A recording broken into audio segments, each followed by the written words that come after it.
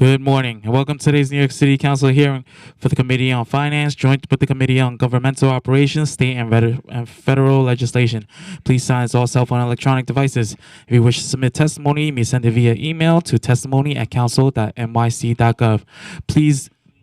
Please do not approach the dais. This is a governmental proceeding, and the decorum should be kept at all times.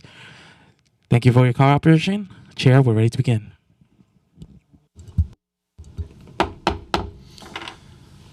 Good morning.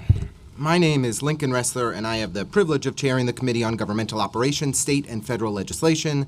I am pleased and honored to be co-chairing this hearing with my friend, our esteemed Finance Chair, Justin Brannan, and I would like to recognize my colleagues who've joined us today, Councilmember Farrah Lewis, Councilmember David Carr, Brooklyn's own, Councilmember Gail Brewer, and Councilmember Amanda Farias. Today we're holding an oversight hearing on the impact of federal funding cuts on New York City. From the second that he was sworn into office, Donald Trump and his sidekick, Elon Musk, began implementing the Project 2025 blueprint, making staggering cuts to our federal workforce, decimating our country's public health system, politicizing public safety initiatives, and threatening to pull funding from municipalities and institutions alike if we refuse to comply with their extremist demands. The City of New York relies heavily on federal government funding, expertise, and partnerships across every facet of city operations. All New Yorkers are impacted, whether it's resources for your kid's school, a Section 8 voucher to keep your rent affordable, or the peace of mind knowing that you're protected from disease outbreaks and terrorist threats. Federal resources have been essential to keeping our city running and our people safe, but we can no longer depend on our federal partners. The city budget receives $9.7 billion in federal funds, over 8% of our city budget. But federal funding impacts are far broader. Public entities like NYCHA, CUNY, Health and Hospitals, the MTA rely on many billions of federal funding that's on the chopping block. Federal funding cuts and negligence have already impacted the most vital government programs like Social Security, and Republicans in Congress have made clear that Medicaid is a top target in their sights. Slashing $880 billion in Medicaid nationally would absolutely devastate the health care coverage and outcomes of low-income and older adults and put the future of safety net hospitals, nursing homes, and home health care agencies in jeopardy. As we appear likely to be entering an economic downturn caused directly by President Trump's chaotic policies, more and more New Yorkers will rely on all levels of government to stay afloat. And yet we have a mayor that has demonstrated he is unwilling to challenge the Trump administration and fight for New Yorkers. We've seen our governor, our attorney general, stand up and defend New Yorkers. Mayors and governors across the country are upholding their values and planning and preparing for the worst in their communities. But here in New York City, Mayor Adams has enthusiastically accommodated President Trump, and by extension, his disastrous policies. Now is the time for robust federal advocacy and rigorous contingency planning. We must engage with our New York delegation in Congress and mobilize city leaders to champion our needs. It will take competent management and strong leadership to navigate these challenges. We must build up our reserves and identify new opportunities for efficiencies and savings to weather this federal upheaval. At the same time, as the federal government retreats from its core responsibilities, the City of New York must step up. While we cannot fully cover the gaps created by federal government cuts, we need to make targeted investments to protect the health and safety of New Yorkers. This morning, alongside our Speaker, Adrienne Adams, Chair Brannan, and I released a plan to Trump-proof New York City by making critical investments to ensure the health and safety of New Yorkers by preventing measles outbreaks, ensuring preparedness from extreme weather events, and keeping New Yorkers safe from attacks. While the chaos in Washington deepens, the economic outlook worsens, and we prepare for the impact of budget reconciliation, we are committed to both expanding savings and reserves and Trump-proofing New York City with smart and necessary targeted investments. A budget is a moral document, and it has never been more urgent that our city budget reflect our values, to demonstrate that we refuse to bow down to the recklessness and bellicosity in Washington, and to prove to New Yorkers that they can trust us to protect them through this unprecedented moment. But today, no one from the Adams administration is here to answer our questions. The mayor once again has chosen to be silent while Donald Trump makes us less safe, destabilizes our economy, and deports our neighbors. The lack of planning and preparation by this administration for the impending tsunami of cuts is a complete dereliction of duty. These cuts will have a devastating impact on the lives of everyday New Yorkers, each of our constituents.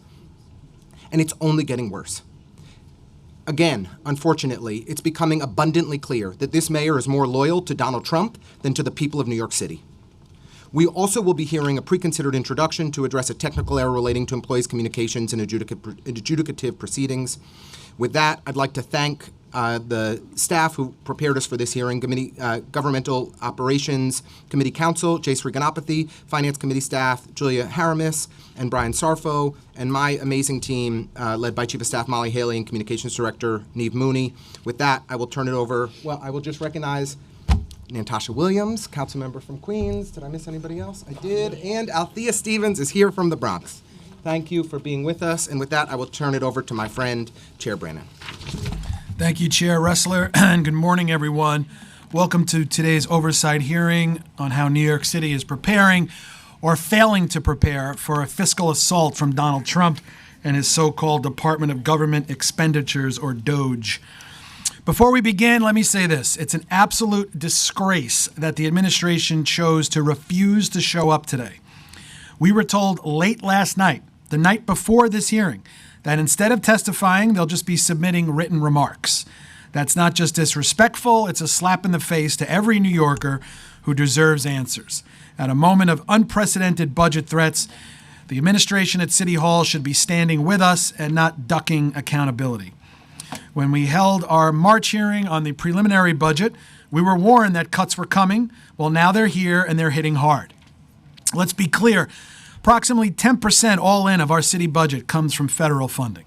And just a few months into Trump's return, the federal government has already clawed back hundreds of millions in legally appropriated dollars from Congress, money we counted on to provide housing, health care, food, and shelter for New Yorkers. In February, FEMA yanked $80 million meant for migrant shelters. In March, the feds announced they were pulling all remaining COVID relief for cities and states. And just last week, Mayor Adams confirmed another $188 million in migrant reimbursement funds were being pulled. And while working people are getting squeezed, the billionaires are doing just fine. Let's talk about Elon Musk. He's taken more than $38 billion in government handouts, federal contracts, tax breaks, you name it. Now he's the de facto president since he spent some $300 million to buy the election, in charge of crafting a federal budget that slashes aids to seniors, veterans, and working families. You'd be surprised to know what federal programs didn't get cut a single cent. That would be Elon Musk billions in defense contracts. While everyday New Yorkers pay their fair share, Elon Musk games the system and laughs all the way to the bank. Our tax dollars built his empire, but now that it's time to reinvest in our communities, suddenly it's all cuts and clawbacks.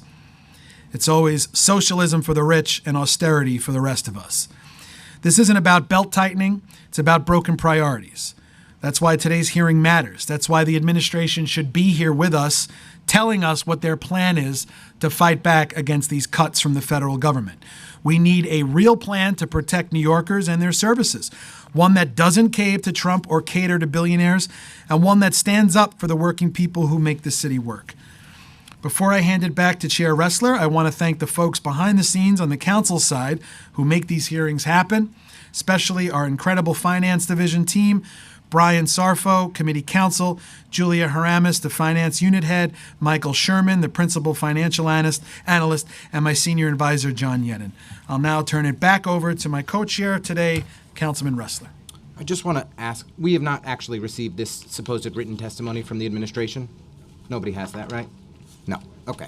So the written testimony that they were preparing, because they didn't have the courtesy to show up and answer questions or to explain what the administration is doing to prepare for this the chaos coming out of Washington is quite remarkable. I think it speaks to just the complete incompetence that we are all experiencing on the other side of City Hall right now.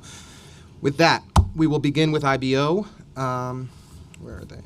So I know we have Jackie Sherman and, I got confused here. They were at the top. And Sarah Parker. You guys can start us off, and the committee counsel will swear you in.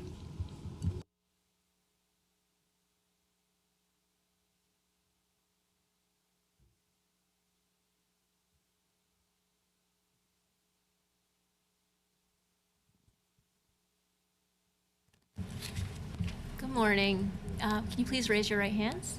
Do you affirm to tell the truth, the whole truth, and nothing but the truth in your testimony before this committee, and respond honestly to council member questions? Thank you. Red is on, yes. Great.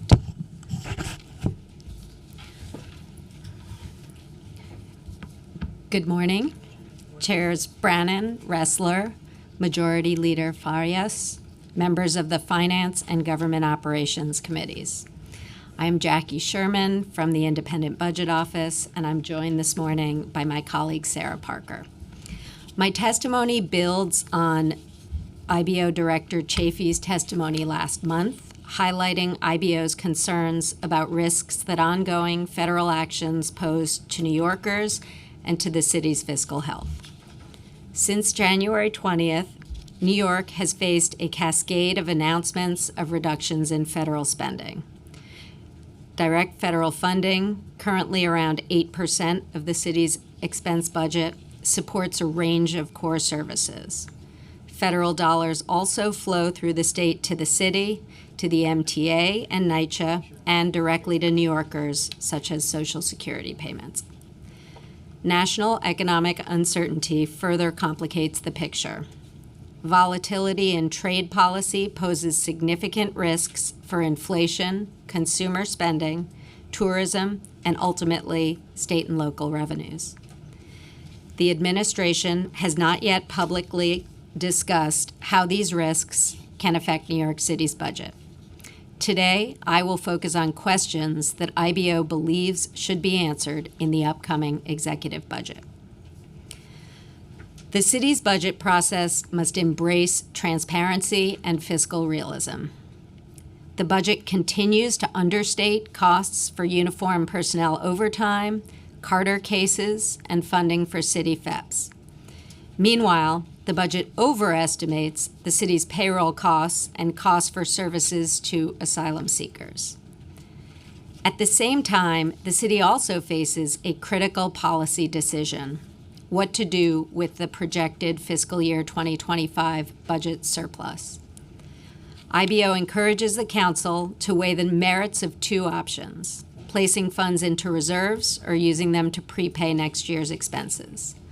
While prepayment may offer short-term flexibility, applying the surplus to reserves provides more long-term stability as the city faces challenges posed by the federal administration. Some city agencies rely heavily on direct federal funding. Federal funding totals over half of the budget of HPD and more than 40% for ACS. Separate from the city's budget, funding is also critical. Federal funding is also critical to NYCHA, Health and Hospitals, and the MTA. Here, critical questions include: what specific federal programs has the administration identified as most vulnerable to cuts, and what planning is underway to assure that the city continues to meet the needs of New Yorkers served by those programs? Have any city agencies, particularly those facing the greatest risks, been asked to prepare contingency plans to address potential loss of funding? What is the administration doing to protect public health as the federal administration reduces support for the prevention of communicable diseases? And many federal workers who oversee program administration and process payments have lost their jobs, and more are threatened. Has the city noted any slowdowns in the processing of funds it expects to receive? The absence of a final state budget further complicates the picture.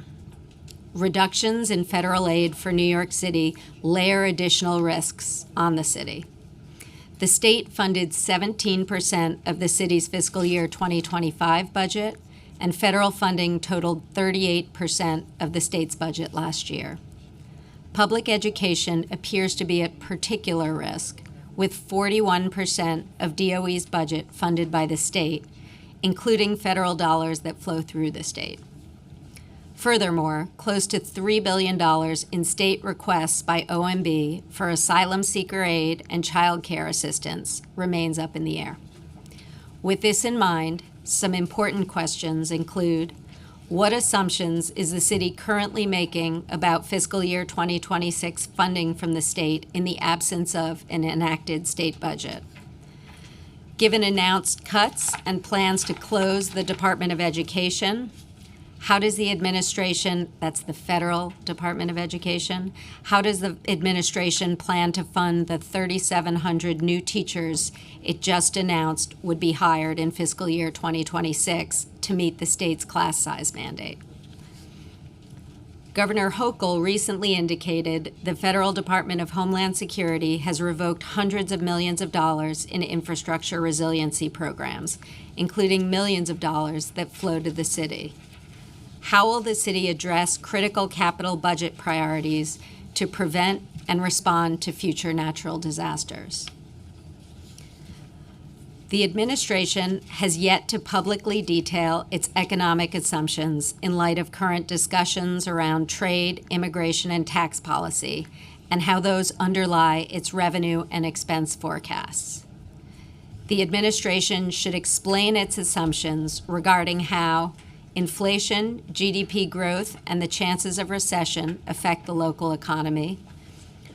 Rapidly changing federal trade policy could affect local job creation and the city's income, business, and sales tax bases. Tariffs could change the city's purchasing power for goods and supplies. And volatility in the bond market may hinder the city and authorities' ability to borrow. Finally, the city's nonprofit sector faces mounting fiscal stress as many organizations reel from material cuts to their own budgets while simultaneously witnessing devastating policy changes aimed at the communities they serve. These providers operate with thin margins and delayed reimbursements. The administration should articulate a clear strategy for supporting this critical sector in the face of compounding risks. The serious fiscal uncertainties facing the city have real implications for the services all New Yorkers rely upon. Now more than ever, New York City needs a budget process that is transparent, realistic, and focused on long-term stability. IBO remains committed to providing analysis to support policymaking and responsible fiscal management. Thank you for the opportunity to testify. We welcome your questions. Great. Thank you very much, Ms. Sherman, for your testimony today and for your many years of government service. I wanted to ask about kind of reserves and the rainy day fund. According to OMB's calculations, reserves for FY26 are at $8.6 billion. Do you think that we should be increasing that the administration should be increasing reserves in the executive budget? And also, has IBO considered under what scenarios you think it's appropriate to spend down the rainy day fund? Good morning. I'm really glad we have this opportunity to talk about the reserves that the city currently has. There is about $8.2 billion in reserves, but they are in different forms, different accounts. So first, just for the general public, I'd like to explain a little bit about what each of these reserves are. We have about $1.5 billion in a general fund reserve, and this is split between a general reserve and a capital stabilization reserve. This is money that we park in the budget, and as the year winds down, we start spending it. So that year to year will be spent down in the budget. Separately, and this is, I think, going to be the focus of what we're talking about today, the city has something called colloquially known as the Rainy Day Fund, which also goes by the technical name of the Reserve Stabilization Fund. So in OMB documents, that's how it's referred to. And this is currently about $2 billion. This allows the city to take surplus money and separate it from the general fund in a way that previously to this being created under the de Blasio administration with Albany passing legislation, the city had to have a balanced budget and was much more limited on its ability to have a reserve account. Before we created the Rainy Day Fund, the city largely used the Retiree Health Benefits Trust, which is another place that we have money that could be considered a type of reserve. Essentially, the trust is how we pay for retiree health benefits. It acts similar to a pension in that it's investments, but currently it has roughly about $5 billion in liquid assets, and annually the retiree health benefits cost about $3.5 billion. So in theory, the city could put less money into the retiree health benefit trust and therefore free up money to use elsewhere. all this to say, the city has a cushion, but right now, at least as of the preliminary budget, the administration, the independent budget office, city council finance all projected a surplus for the current fiscal year. The size varied, but the question is right now, what are we going to do with that surplus? And as our testimony focused, there is the option to prepay next year's expenses, so to use it to create a cushion for next year, or the option to put some or all of it into the rainy day fund. I think the question at hand, you can put some or all of it into either of those options, to be clear. The question at hand is right now, we're facing what we know is going to be a fall. There's going to be a cliff in funding. And the question is, how much of a cushion are we able to build right now? The rainy day fund, when it was authorized in Albany through legislation, was for periods of economic turmoil and a loss of revenues. That was the discussion around how it was created. When it was created, I don't think anyone foresaw a world in which federal dollars were going to be part of this equation. But I think it was 4 times when the city was facing unforeseen circumstances and needed a cushion to rely on, and it created that mechanism. Thank you. I'll just do 1 or 2 more and kick it over to colleagues. As I imagine you're all in conversation with city agencies and OMB, and we certainly are as well, what information and transparency do you think we should be seeking from OMB about the precarious financial situation we find ourselves in with the federal kind of upheaval? Are you aware of kind of centralized tracking of federal grants at city agencies? How many staff are funded by federal grants? What vulnerabilities city agencies are facing as a result of unstable federal funding? Do you know if that information from IBO's engagement and analysis is being tracked centrally in any way? Do you believe that it is? Anything along those lines would be helpful. Thank you for the question, Council Member. And we are in communication with the administration as we prepare for the next publication on the executive budget. I can't comment on specifics of the administration's management and plans Or lack thereof. at this time. Our focus has been, and the focus of our testimony has been, as the focus of your question, is on questions that need to be asked throughout the executive budget process. Can I ask this question?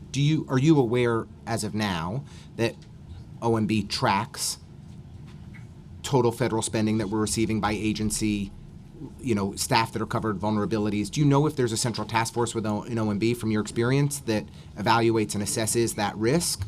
Is that something that is to your knowledge? So one thing that is trackable is how much money we receive from the federal government and how much has actually been received. So not only what we submit for reimbursements, but what has actually come in. Right. So that is something that we are very much actively tracking. And have you noticed, has the city made any improvements in actually spending down the federal grants that we've received to make sure that we don't have additional clawbacks of federal money like we've experienced in the first 80, 90 days of the Trump administration? So one of the interesting things about the timing of receiving the money is that a large share of federal dollars are received by the city after the end of the fiscal year in which they are reimbursing expenses. Right. So I think right now, as we wind down this fiscal year, that's going to become a crucial question. Okay. And then just lastly, we've already seen some clawbacks, some significant cuts at the federal level impacting the Head Start New York office or public health grants to the health department. Are there any ways that IBO can share any analysis to date of how the cuts that have already happened are impacting New York City government, or is it too preliminary for you all to share any insight there? There's the question that we're waiting to really see an answer to, and would look for the Adams administration and also the Hochul administration to provide more clarity on is, if federal dollars dry up in a particular area, are what is the plan to use state or city dollars to backfill that, which then could impact places those city dollars and those state dollars otherwise were intended for.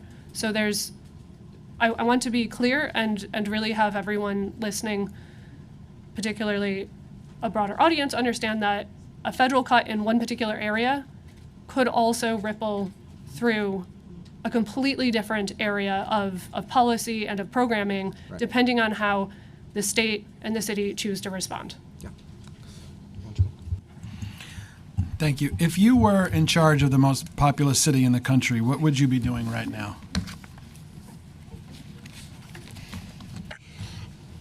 Thank you for the question, council member. We're here to testify from the perspective of the city's independent budget office. Well, I understand. What are some of the things that you think the administration could or should be doing right now?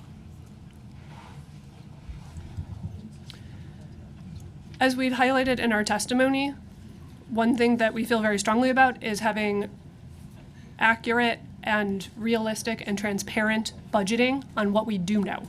So there's a lot of uncertainty around what is happening in federal policy and federal reimbursements. There is a lot of uncertainty in what's happening with the national economy, the local economy. But there are areas that IBO has highlighted in its preliminary budget report, and we will continue to highlight, of the budget that we know are either underspended, underfunded, or that are overstated. And that is not providing a clear picture of the financial position of the city in places that we know with more certainty about. And so first and foremost, transparency on the things that we do have information on. Okay. Colleagues? With Councilmember Williams, followed by Councilmember Brewer. Oh, we're going to skip Councilmember Williams and go right to Councilmember Brewer. For me, okay. Jackie, given the many years you had as the attorney for general welfare, which I remember, I'm interested particularly in the human services cuts.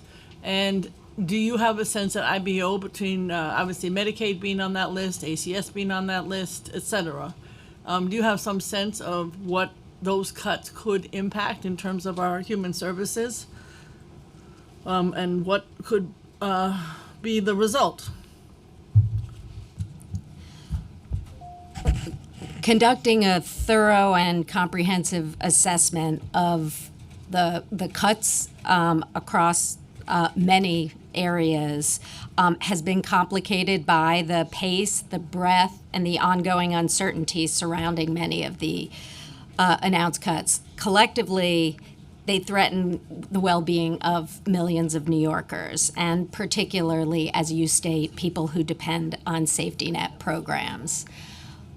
So IBO hasn't, because we don't know yet, hasn't done a study of what exactly those cuts could mean for New Yorkers, right? Because we don't know exactly what's We don't have enough information definitively at this point. We are tracking changes, we are analyzing, and we are looking forward to being able to present further information.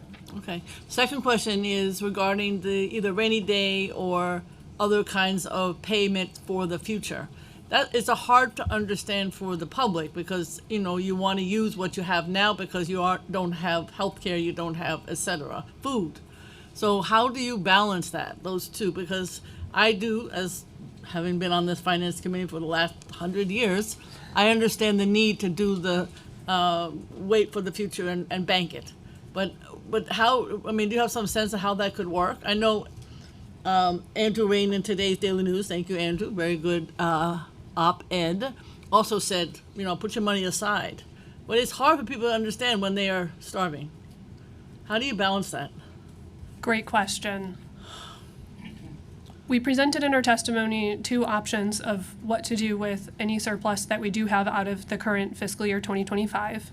The first is a prepayment. And so, again, to unpack this because it is hard to understand, when the city runs a surplus, it uses that extra money to prepay down expenses that we know we're going to incur next year. This is usually debt service, so the cost of money that we've borrowed.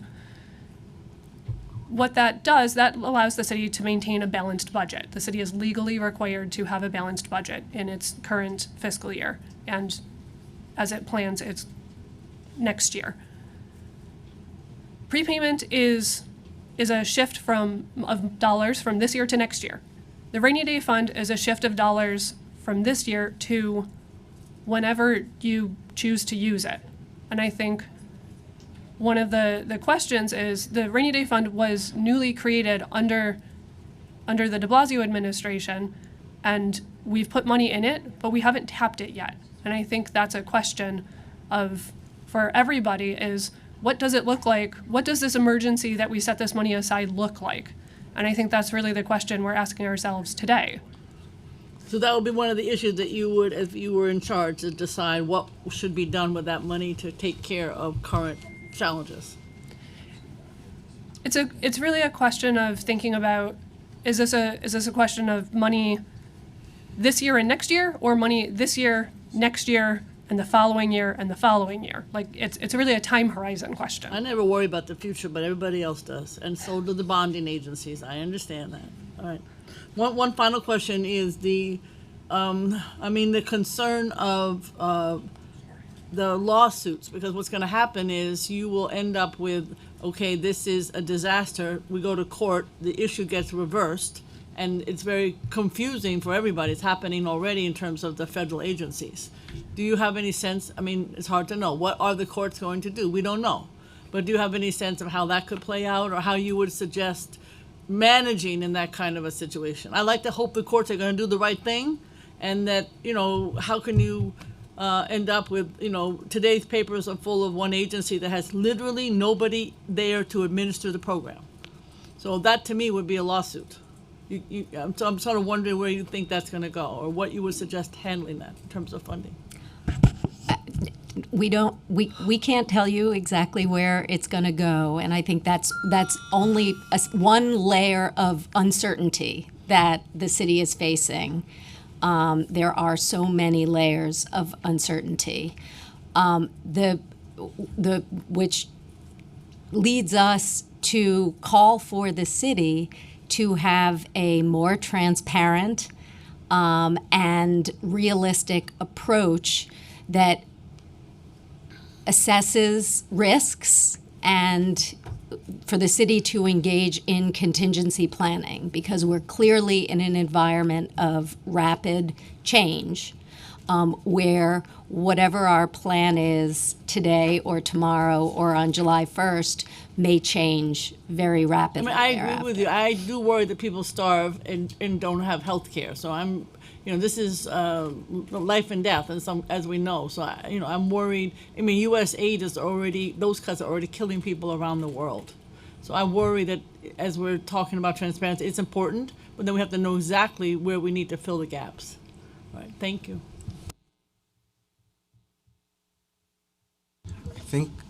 Councilmember Williams. You may not be able to answer this, but one question I had asked city agencies during the prelim budget hearings was about the racial equity plans. And the racial equity plans were supposed to be essentially attuned to the budget and reflective of the budget. As you may know, the mayor's office has not released them. They're over like 400 and maybe 60 days late now. And there are some theories around why. And so do you think that as the city continues to strengthen our equity plans, that may also have federal implications, and that could be a reason why the mayor's office hasn't released the racial equity plans? Or what's your thought about that? Because I know that was like a leading question, but just wondering your thought about that.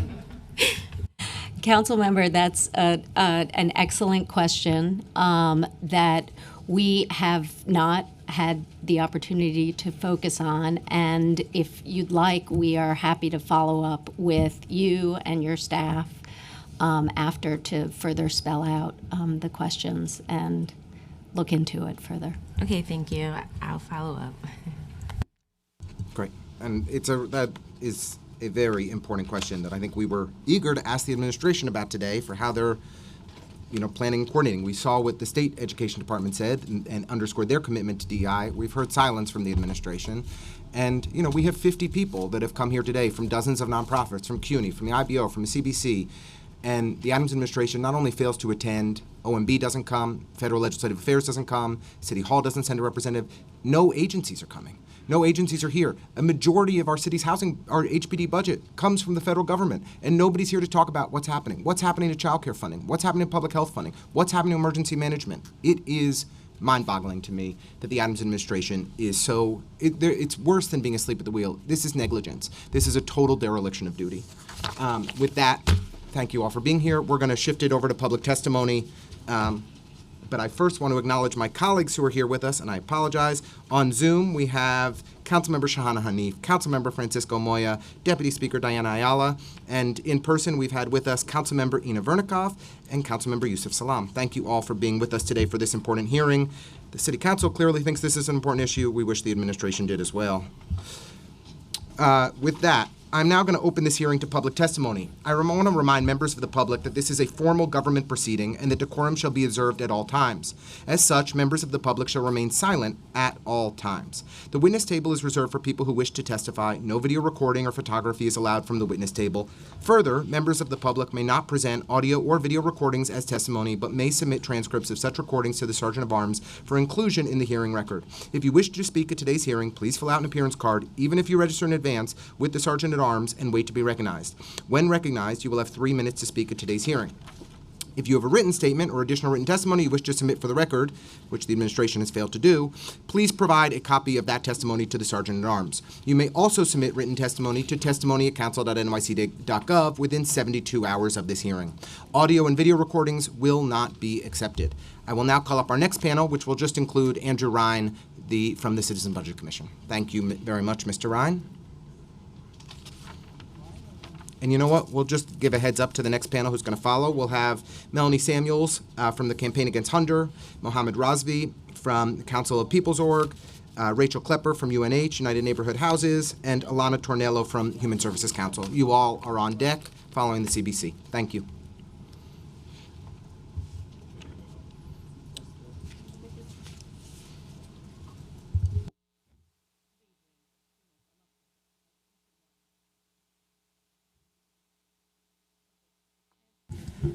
Thank you all for having me today. I'm Andrew Ryan, President of the Citizens Budget Commission. Thanks for the offer. Good morning, chairs and all the council members. Thank you for the opportunity. The range of possible federal cuts is broad and the magnitude uncertain. Cuts in direct funding to city government will not be the only challenge. Possible funding reductions will affect the state, NYCHA, health and hospitals, as well as New Yorkers who directly receive federal benefits such as SNAP and enhanced Obamacare, enhanced premiums. Additionally, regulatory changes in economic policies such as tariffs could lead to higher inflation and a greater chance of recession. CBC urges a proactive, forward-looking response to protect New Yorkers. The city should prepare now while resources remain available and flexibility remains intact. Waiting for clarity on which specific risks pan out would not only not be fiscally prudent, but also increase the potential harm to New Yorkers. Federal aid cuts could have profound impacts. Federal aid comprises $7.4 billion of the city's fiscal year 26 preliminary budget, including funds for educating low-income students, child care vouchers, school food programs, family shelters, and more. NYCHA relied on $1.4 billion in federal operating support for public housing last year, while $2.7 billion in federal funds supported more than 133,000 housing vouchers across NYCHA and the city. Additionally, the state receives $91 billion from the federal government, primarily for public health insurance, Medicaid, the Essential Plan, Child Health Plus, and education and capital funding for transportation. In response to federal cuts, the state may reduce aid to the city or have to slash services that directly run, such as unemployment insurance and state parks, just for examples. Medicaid and the Essential Plan cuts would also sap H&H revenues, at the same time potentially increasing demand for its services if New Yorkers lose public health insurance coverage. The city will not be able to backfill all federal reductions. Rather, it should preserve the services that provide the most critical support for high-need New Yorkers, our economy, and our quality of life. The city may rightly choose to shift funds from other programs to cover federal reductions to critical services, meaning federally funded programs are not the only ones at risk. CBC recommends that the city, 1, hold the line on new spending in the executive and adopted budgets. 2, buttress the general reserve with at least $1 billion next year to help absorb another $1 billion to help absorb the immediate blow of federal cuts. 3, strengthen the rainy day fund by depositing at least $500 million and reserve the fund for a short-term emergency or like a recession. 4, implement a program to eliminate the gap to restrain spending growth, but focus on efficiency and shrinking programs that deliver less value. And finally, end the budget gimmickry and present accurate, reasonable estimates of expenses and revenues. These recommendations are not about austerity. They're designed to strategically manage risk, protect critical services New Yorkers need, and build resilience. Unfortunately, it's even harder now because the city has built up spending more than it can afford. In fact, in 24, we spent $1.1 billion more than we took in. $1.1 billion more in 24 than we took in that year if you adjust for timing. So thank you very much for the opportunity to testify. I'd be happy to answer any questions you might have. Thank you very much for being with us today. We really appreciate your expert testimony. And while I think the CBC is consistent in its calls for more savings and fiscal responsibility, this does feel like a moment where these calls ring particularly true. I just wanted to reiterate a question that I asked to the IBO.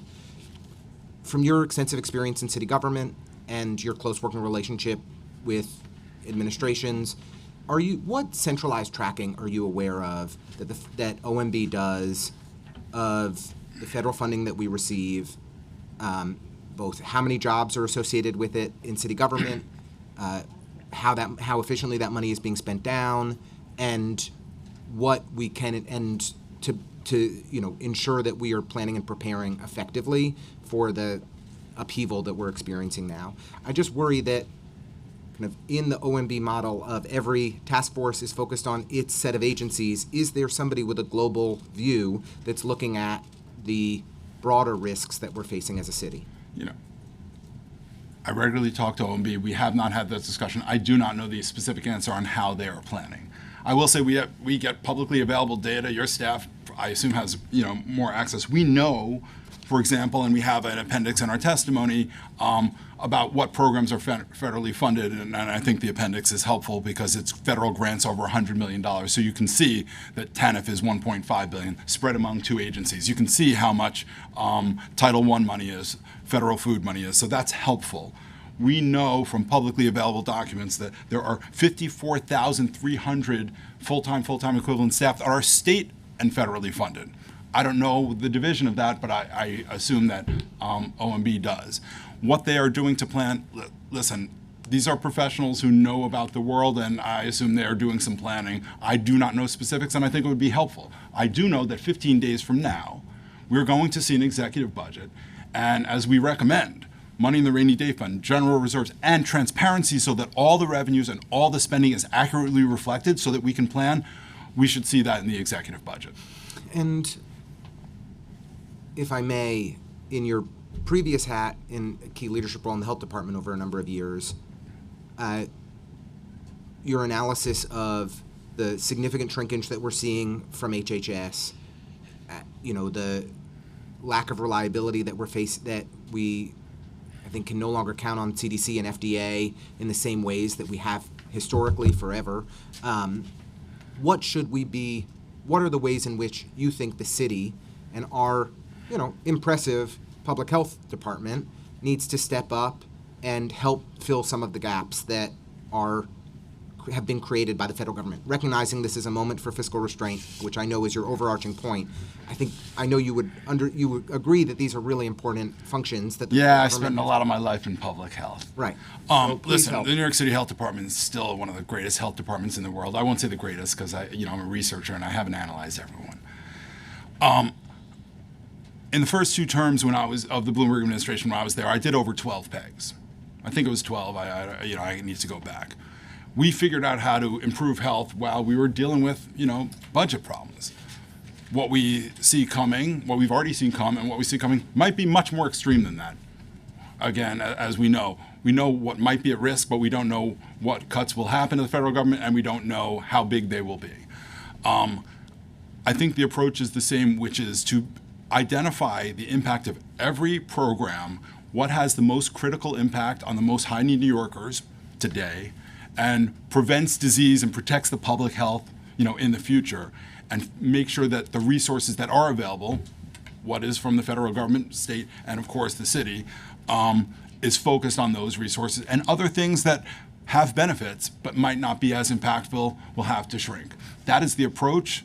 That is the right approach to use, and I think the experts at the health department, I hope, because every day they're focused on health. These are people who, no offense to myself, care about health every day and think about it all. And I hope that they are doing that work right now, as they should be all the time. But now, as you said, it's even more important. We've seen 5 rounds of PEGs or whatever it is in the Adams administration. The health department has experienced significant shrinkage under this mayor. There's less staff than there was, during the de Blasio years, significantly so. And yet, if we're no longer able to count on the research functions of HHS, if we're no longer able to count on high-quality data around infectious disease outbreaks like measles and how that puts us at risk, if we're no longer to count on the Food and Drug Administration to ensure that we're preventing outbreaks of salmonella effectively, it puts a greater onus on the health department to keep New Yorkers safe. And so while both reckoning with the fiscal downturn and the lack of federal funding coming in, we do need to make sure that we are making the smart and necessary investments to protect the health and safety of New Yorkers. And I worry greatly about the scale of the layoffs that Secretary Kennedy has imposed and his deeply misguided and dangerous policies, and how that really does require us and the state to do more to keep us safe. And I think what this speaks to, and I think about what Councilmember Brewer was talking about, if you follow the federal money, the smart thing, if we get cuts, will not just be to shrink the money where those programs are, it's to allocate the city resources that remain in whatever federal government remains and whatever flexibility we have to make sure that we protect New Yorkers in the future. You're exactly right. And that, I think it speaks to, as you said, the health department, but throughout city government. Those programs that receive federal money are most proximately at risk. But frankly, for you and, of course, the mayor, it's about allocating the resources to protect New Yorkers in the best way possible, which might mean backfilling some and shrinking some city-funded programs. Chair? We're going to shift to Councilmember Brewer, and if anyone else would like to jump in, please just let us know. I suppose that if it was a very, as you suggest, transparent executive budget, then you could know to answer some of those questions. But if it's not, then we're going to have trouble figuring out where are the worst cuts that would impact New Yorkers the most. So my question is, with this rainy day fund, at what point do you think it should be used? How would you decide that, et cetera, et cetera? So, like I said, I'm not so good on the future. I like the current. I know the bond. My grandmother, who came over with her, 16-year-old sister and twin brother on a boat many years ago, always told me, I keep some money aside in the coffee jar. I think it's a rule that we all think about personally, and hopefully we have the discipline, and I think it's a rule to protect New Yorkers today. As the IBO said, we have $2 billion in a rainy day fund. We should protect that for a short-term-ish emergency like a recession. We might be entering one. We will enter one, I can't tell you when. We know that prior to COVID, the average recession sapped the city revenues scaled to where we are around $10 billion. We have $2 billion in that fund right now. You can do the math. That's around 1/5 of that. We should protect that for that. Now we have the Retiree Health Benefits Trust. It should be to pay for, as a city retiree, all of our health. We have a $100 billion liability for all of our health insurance when we retire. We have $5 billion in the trust. That ratio ain't so good. Although the de Blasio administration and the Bloomberg administration used it as a rainy day fund. We should actually protect that, to the extent we can. It's the right thing to do because we have that liability. So therefore, we have the rainy day fund. We have a general reserve next year. We need to bolster that. But the rainy day fund, let's hold it for the rainy day. And whatever we have of the surplus roll of the general reserve, it might be our transition fund. But remember, the federal cuts for the foreseeable future will be recurring. You sap a fund one time, then you're just creating another fiscal cliff. And we need to remember, the cuts right now that are being challenged in the courts are based on a federal continuing resolution based on the authorizations of the last Biden budget.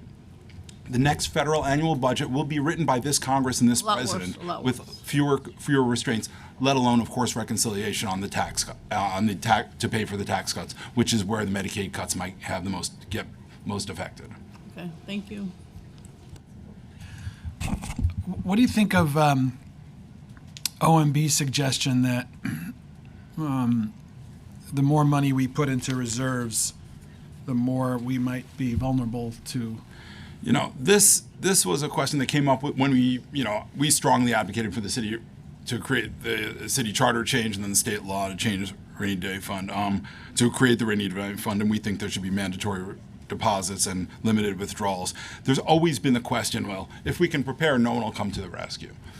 My observations of federal policy right now is that I have not seen it being dictated by how much New York City is holding in any one bank account.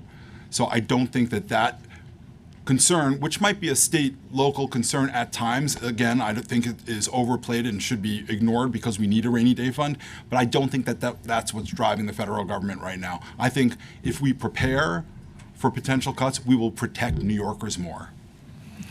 Okay, thank you. Can I just, last question I wanted to ask is about Medicaid.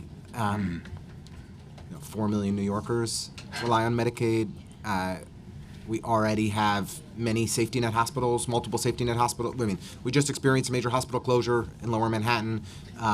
We have multiple safety net hospitals that are in a very vulnerable position. Has the CBC begun to do any analysis if the full $880 billion in proposed federal cuts to Medicaid were enacted, on what impact that would have on health care in New York City and the stability of our inpatient facilities and other healthcare institutions that rely on this funding? We have not. Kaiser Family Foundation has run some scenarios. It's worth looking at what they've funded. I think the way to start thinking about this, and again, it is uncertain both what the cuts will be and what the magnitude will be, and as we see, the federal scoring rules might be in flux as well. So how they pay for the tax cuts, it may require that 880 energy and commerce billion energy and commerce cut or not. I don't know, and I can't predict that. I do know that when you look at New York, we're special in ways. We have the Essential Plan, which is the Obamacare basic health plan, which only we and Minnesota have. It is an outlier. If I look at risk, I generally, whether it be a corporate merger and acquisition or cuts, I look at the things that are different in different places. So maybe the Essential Plan, which covers 1.7 million New Yorkers, lower income, making too much for Medicaid, but still covered by the Essential Plan, and some immigrants.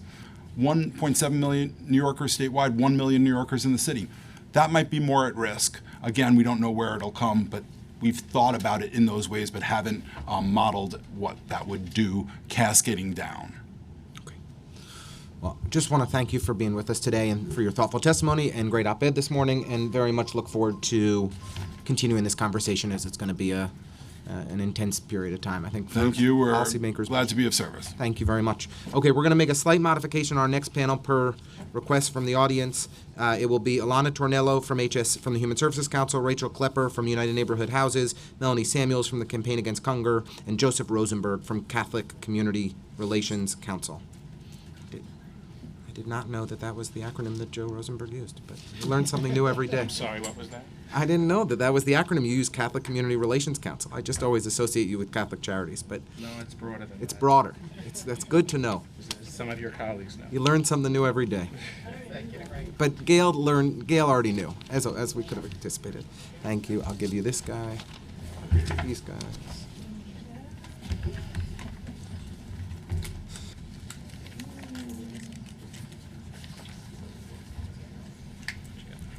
Okay, you guys can begin in whichever order you like, and the fourth person who's on their way, hopefully they can bring up a chair.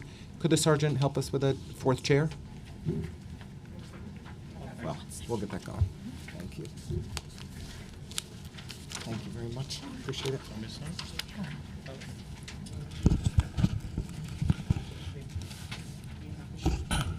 Good morning, Chair Brannon, Chair Ressler, members of the City Council. Thank you for giving us 3 minutes to testify. It's much appreciated.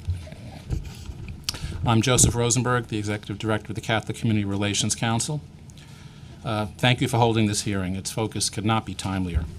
Catholic Charities of the Archdiocese of New York and the Diocese of Brooklyn and Queens have been providing shelter, food, and clothing to New Yorkers for more than 1 century, not just during disasters such as Superstorm Sandy and the COVID-19 pandemic, but on every day of every year.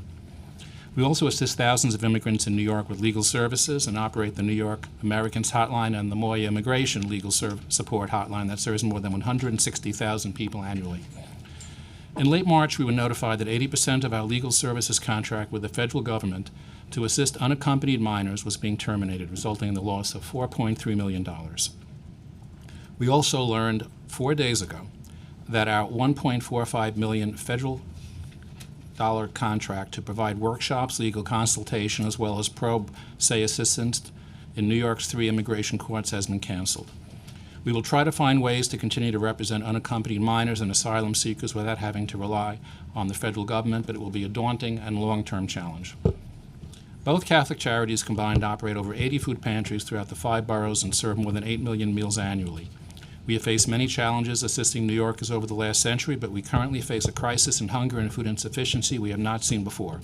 This is due to the rising poverty rate of New Yorkers, the dramatic increase of New Yorkers who are rent-burdened, and the unprecedented federal attacks on many programs that protect our clients. 2 of these are SNAP and the Emergency Food and Shelter Program.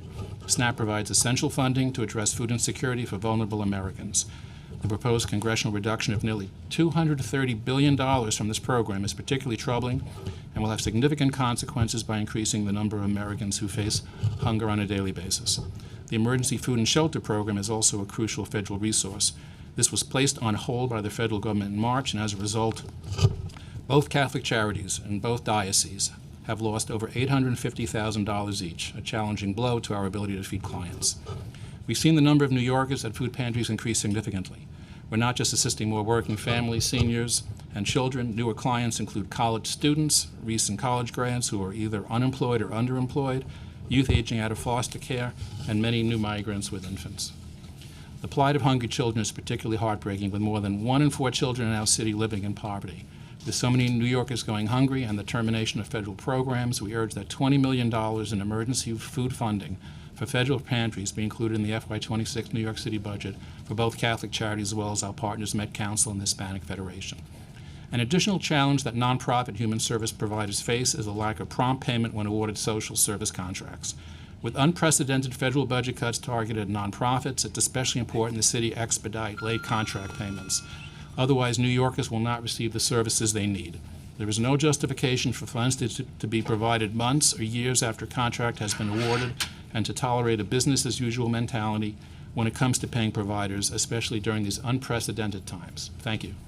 Thank you very much, and I just want to thank Councilmembers Powers and Schulman for being with us as well. And we'll go on to the next panelist.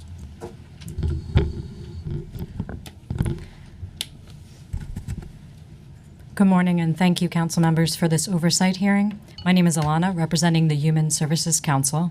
We're a coalition of over 180 human services organizations in New York. Our sector's collective contracted work with the city provides lifelines for millions of New Yorkers and maintains a workforce in the hundreds of thousands. We urge the City of New York to act now to protect human services from proposed cuts to nearly every federal funding stream touching our sector. We are facing a perfect storm. Threatened programs, Medicaid, SNAP, Head Start, Social Security, disaster grants, and more are direct lifelines for the communities we serve, for human services workers living on government-sanctioned poverty wages, and for organizational budgets providing critical care. It hits on all fronts and in all subsectors. This is not a drill. The disaster is here, and we sit in a critical window to respond. With that in mind, we outlined 4 actions for the city. First, urgently expedite all delayed contracting and payments with human services providers. A UNH survey highlighted this week found that $88.9 million was owed to 15 settlement houses in retroactive contracts. A survey of HSC membership at the close of 2024 found that 90% of respondents had delayed payments from the city, totaling $365 million. with over half experiencing over 6 months of delays. Fixing this is an immediate action that builds on recent progress and provides needed and already allocated resources in preparation for mass cuts. Second, initiate strategic and rapid drawdowns of city-managed federal funds. Third, prioritize protecting critical human services in the use of existing and new emergency reserves, as was earlier discussed. And last, and critically, implement a comprehensive counter strategy with the state. This could include clearer assessments of which funding streams and contracts are at risk, consistent, proactive notification across city agencies to nonprofit partners regarding those at-risk funds, preparing continuity of operation plans and flexible budgeting with contract holders, and closely coordinating with New York State and national and state nonprofit coalitions who are challenging federal actions. Take a moment and picture our city without these lifelines, because the rest of this testimony has some very concrete recommendations, but we have to root it in that, because in that extreme, caregivers are without childcare or support for aging loved ones. New Yorkers navigating our economic and housing crisis lose access to safe food, shelter, health services, case management, advocacy, and more, and potentially thousands fall through the cracks of large-scale disasters and everyday emergencies. Our leaders are gambling with our city's future, and versions of New York City without its critical lifelines are right now on the table. We are fighting for a different one. City leaders need to act now and act fast to support us. Thank you, and please refer to our written testimony for more information. Thank you. Thank you for the opportunity to testify. My name is Rachel Klepper, and I'm a research analyst at United Neighborhood Houses, a policy and social change organization representing neighborhood settlement houses that reach over 800,000 New Yorkers. UNH thanks the Council for its leadership as we strive to protect New Yorkers from potentially devastating actions from the federal government. Settlement houses report that an average of 22% of their entire organizational budgets are funded from federal sources, either direct or state and local pass-through, with some as high as 50%. The elimination of federal funding could decimate programs while depriving settlement house community members of needed resources. As we speak today about how to prepare for changes to federal funding, cuts and reductions in infrastructure are already underway. The crisis is already occurring. One federal funding stream under attack is Head Start, which provides early childhood care, education, and supports for 19,000 New York City children. When community-based organizations run Head Start, they do so with attention to the needs of entire families. At one settlement house, a 3-year-old attends Head Start while their parent is in job training and their grandparent visits the senior center. Recent headlines indicate that the very existence of Head Start is in jeopardy. The abrupt closure of 5 regional offices has left providers unsure how to move forward with payments, budget modifications, or contract renewals. Providers continue to run programs, but they are deeply concerned, which I share more about in my written testimony. Without Head Start, thousands of children would lose their programs, and parents would be unable to afford childcare, meaning many might leave their jobs. It is vital that city leaders reach out to members of Congress to oppose all cuts to Head Start. These threats compound the catastrophic impacts of other funding cuts affecting low-income families. UNH and our members are bracing for the devastating effects of enacted or potential cuts to programs, including the Emergency Food and Shelter Program, Medicaid, and SNAP. Settlement houses were already struggling to meet the need for food, healthcare, and housing. A 2023 UNH survey found that nearly 1 in 3 settlement house families were sometimes, often, or always unable to afford food for their children. Funding cuts don't just affect programs, they harm the children, seniors, and families who rely on them. Federal funding cuts reveal the administration's rejection of policies that support the most vulnerable. Some settlement houses are concerned that they will be retaliated against if they speak out, putting their communities at even greater risk. UNH needs you to speak out, share these stories, and urge federal lawmakers to oppose funding cuts. We also urge city leaders to support their CBOs. Settlement houses are places that people trust through challenges. Reliable funding will go far to ensure communities have access to supports they need to thrive. We look forward to continuing to partner with you to keep New York's neighborhoods strong. Thank you so much. And Ms. Samuels. I know 4 is a tight fit, but we appreciate you all accommodating. That's all right. I'll do the best I can. See, we know how to work together. There's plenty of room. Good morning, Chair Ressler, Chair Brannan, and esteemed members of the community and Committee of Government Operations and Committee on Finance. Thank you for the opportunity to testify today on behalf of the Campaign Against Hunger, TICA, a leading anti-hunger and social service non-for-profit that has proudly served New York City for over 26 years. My name is Dr. Melanie Samuels, and I appear before you with deep sense of urgency. Our non-for-profit, like many others, stand at a breaking point. While our mission has always been to fight hunger and poverty through emergency food assistance, workforce development, urban agriculture, today we must also fight to defend the very infrastructure that allowed us to serve. Non-for-profit like TICA are essential to the functioning of this city. We are not peripheral, we are a lifeline. In the past year alone, we distributed over 17 million culturally responsive meals to more than 1.5 million New Yorkers, including seniors, working family veterans, and newly arrived asylum seekers. Recently, the Department of Homeland Security and FEMA awarded TICA over $1.3 million through a shelter and service program, SSP, to support migrant families.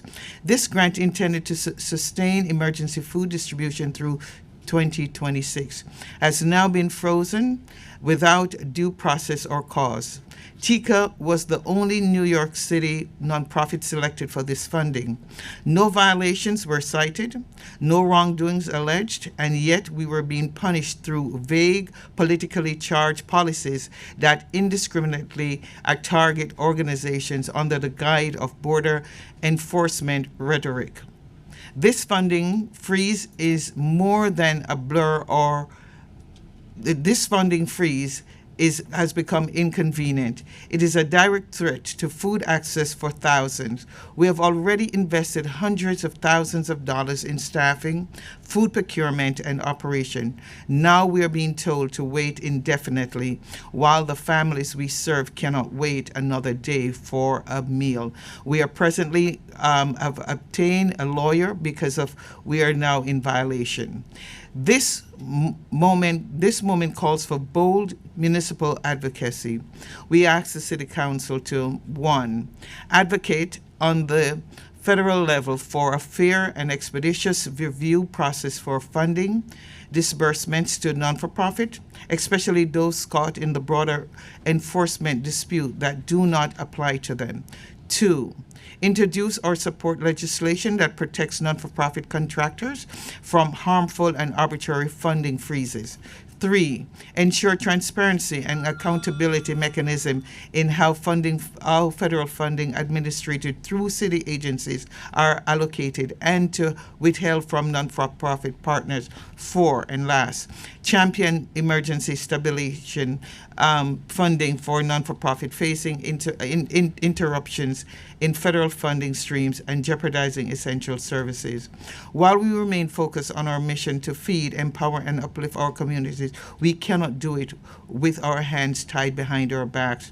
Thank you for your leadership and for the opportunity to testify. Please refer to the written testimony. Are there any questions?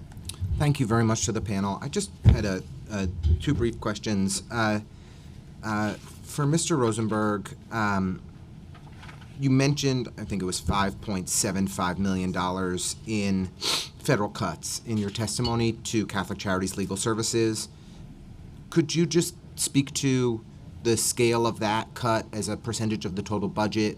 Is that leading to layoffs? Obviously, with the heightened actions, dangerous illegal actions by ICE, there's a greater need for legal services now than ever. What has been the impact day to day for Catholic Charities and your ability to support immigrant communities? Well, this is a devastating hit, and one of the things that's most confusing about it is that it changes by the day. Sometimes contracts are terminated, sometimes they're revised. Like, for instance, the loss of the $4.3 million to assist legal services for accompanied minors. There's another $1.4 million in that contract, which after some negotiations won't be terminated for another 6 months, but that might be changed as well. So we're in flux. I don't have the specific totals of the amount of federal funding, but it is overwhelmingly what we rely upon for legal representation. Just as an example, getting away from fiscal numbers, the number of unaccompanied minors that have legal representation through this programs through Catholic Charities is over 600. And there are over 14,000 undocumented and documented immigrants who receive consultations, pro se assistance, and other things. We also have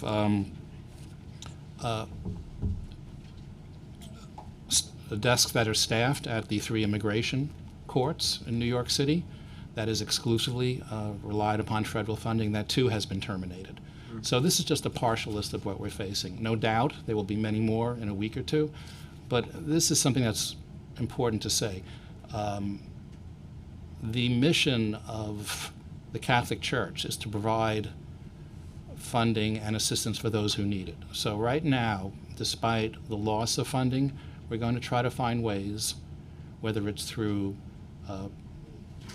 donations, moving funds in other directions, to try to continue this. Once people have representation, it's not like they can just all of a sudden lose their attorneys.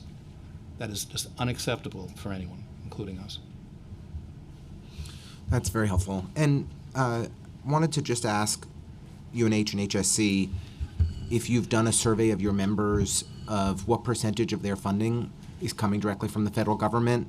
And if you haven't done a survey like that to date, is that something you're considering to just better understand the specific risks that your members are facing? Sure. What we have done so far is analyze our members' audits, which share the funding streams that come from the federal government. So that's where the statistic that an average of 22% of their budgets is from federal sources, and that goes all the way up to 50%. So we started there, but we are continuing this conversation with our members. Wow, that is devastating. Thank you.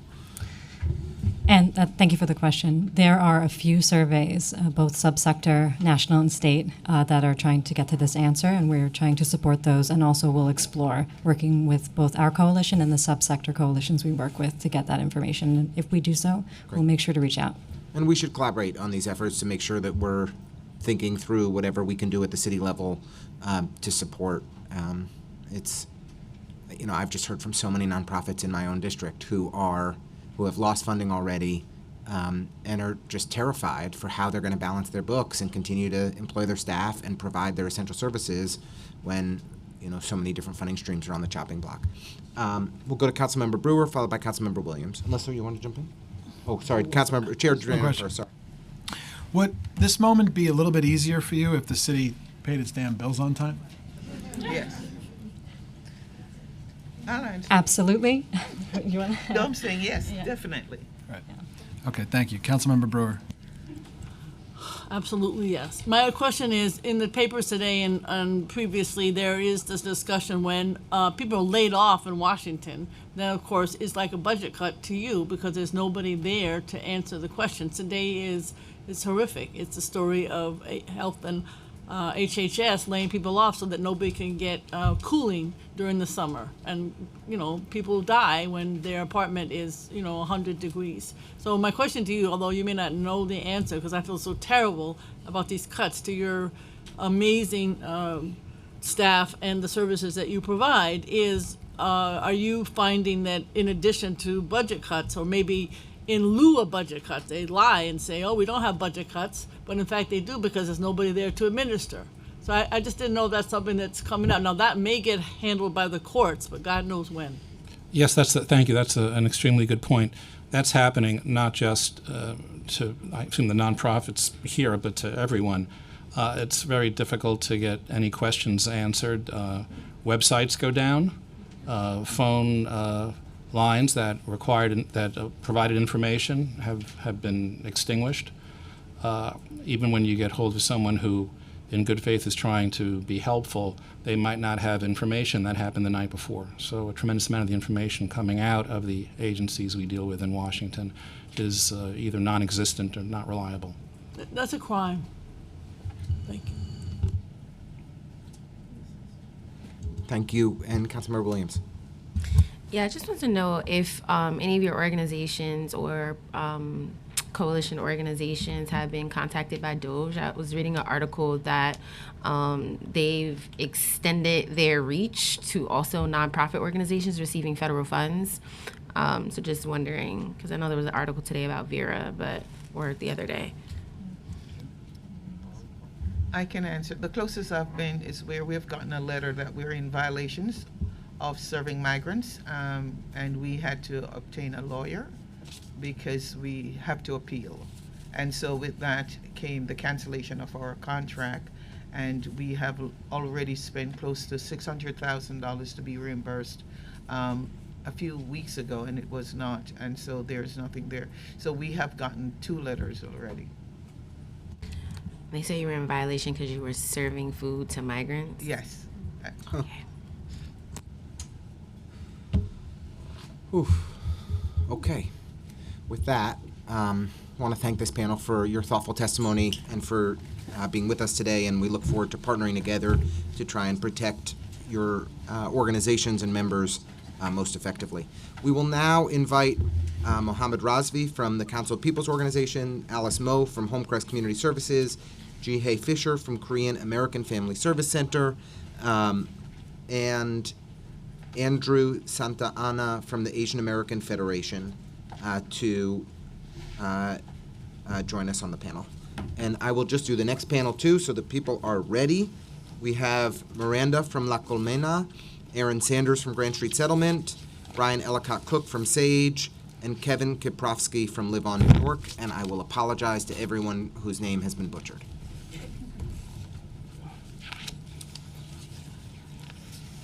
Okay. Oh, no. You to avoid fucking up. That's what I want to show them what people are. Hello, how are you? Good to see you, Dad.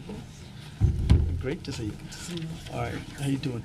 You want to start off? And then we'll start off. Yeah, that'll be nice. Okay. Do you want to switch seats? Just, Oh, wow. oh, yeah, that's fine. Just Okay. keep right down.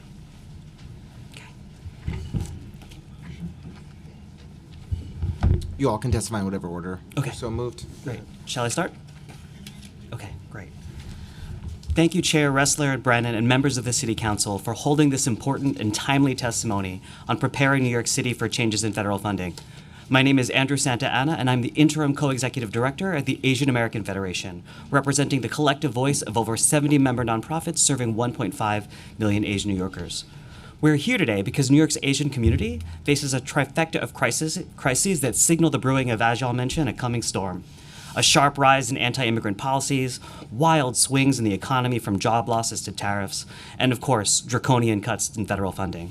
And while our member organizations continue to exhibit resilience and extraordinary courage in this unstable climate to serve, house, feed, educate, and protect low-income Asian New Yorkers, our community is signaling that the clouds are gathering and the sky is darkening.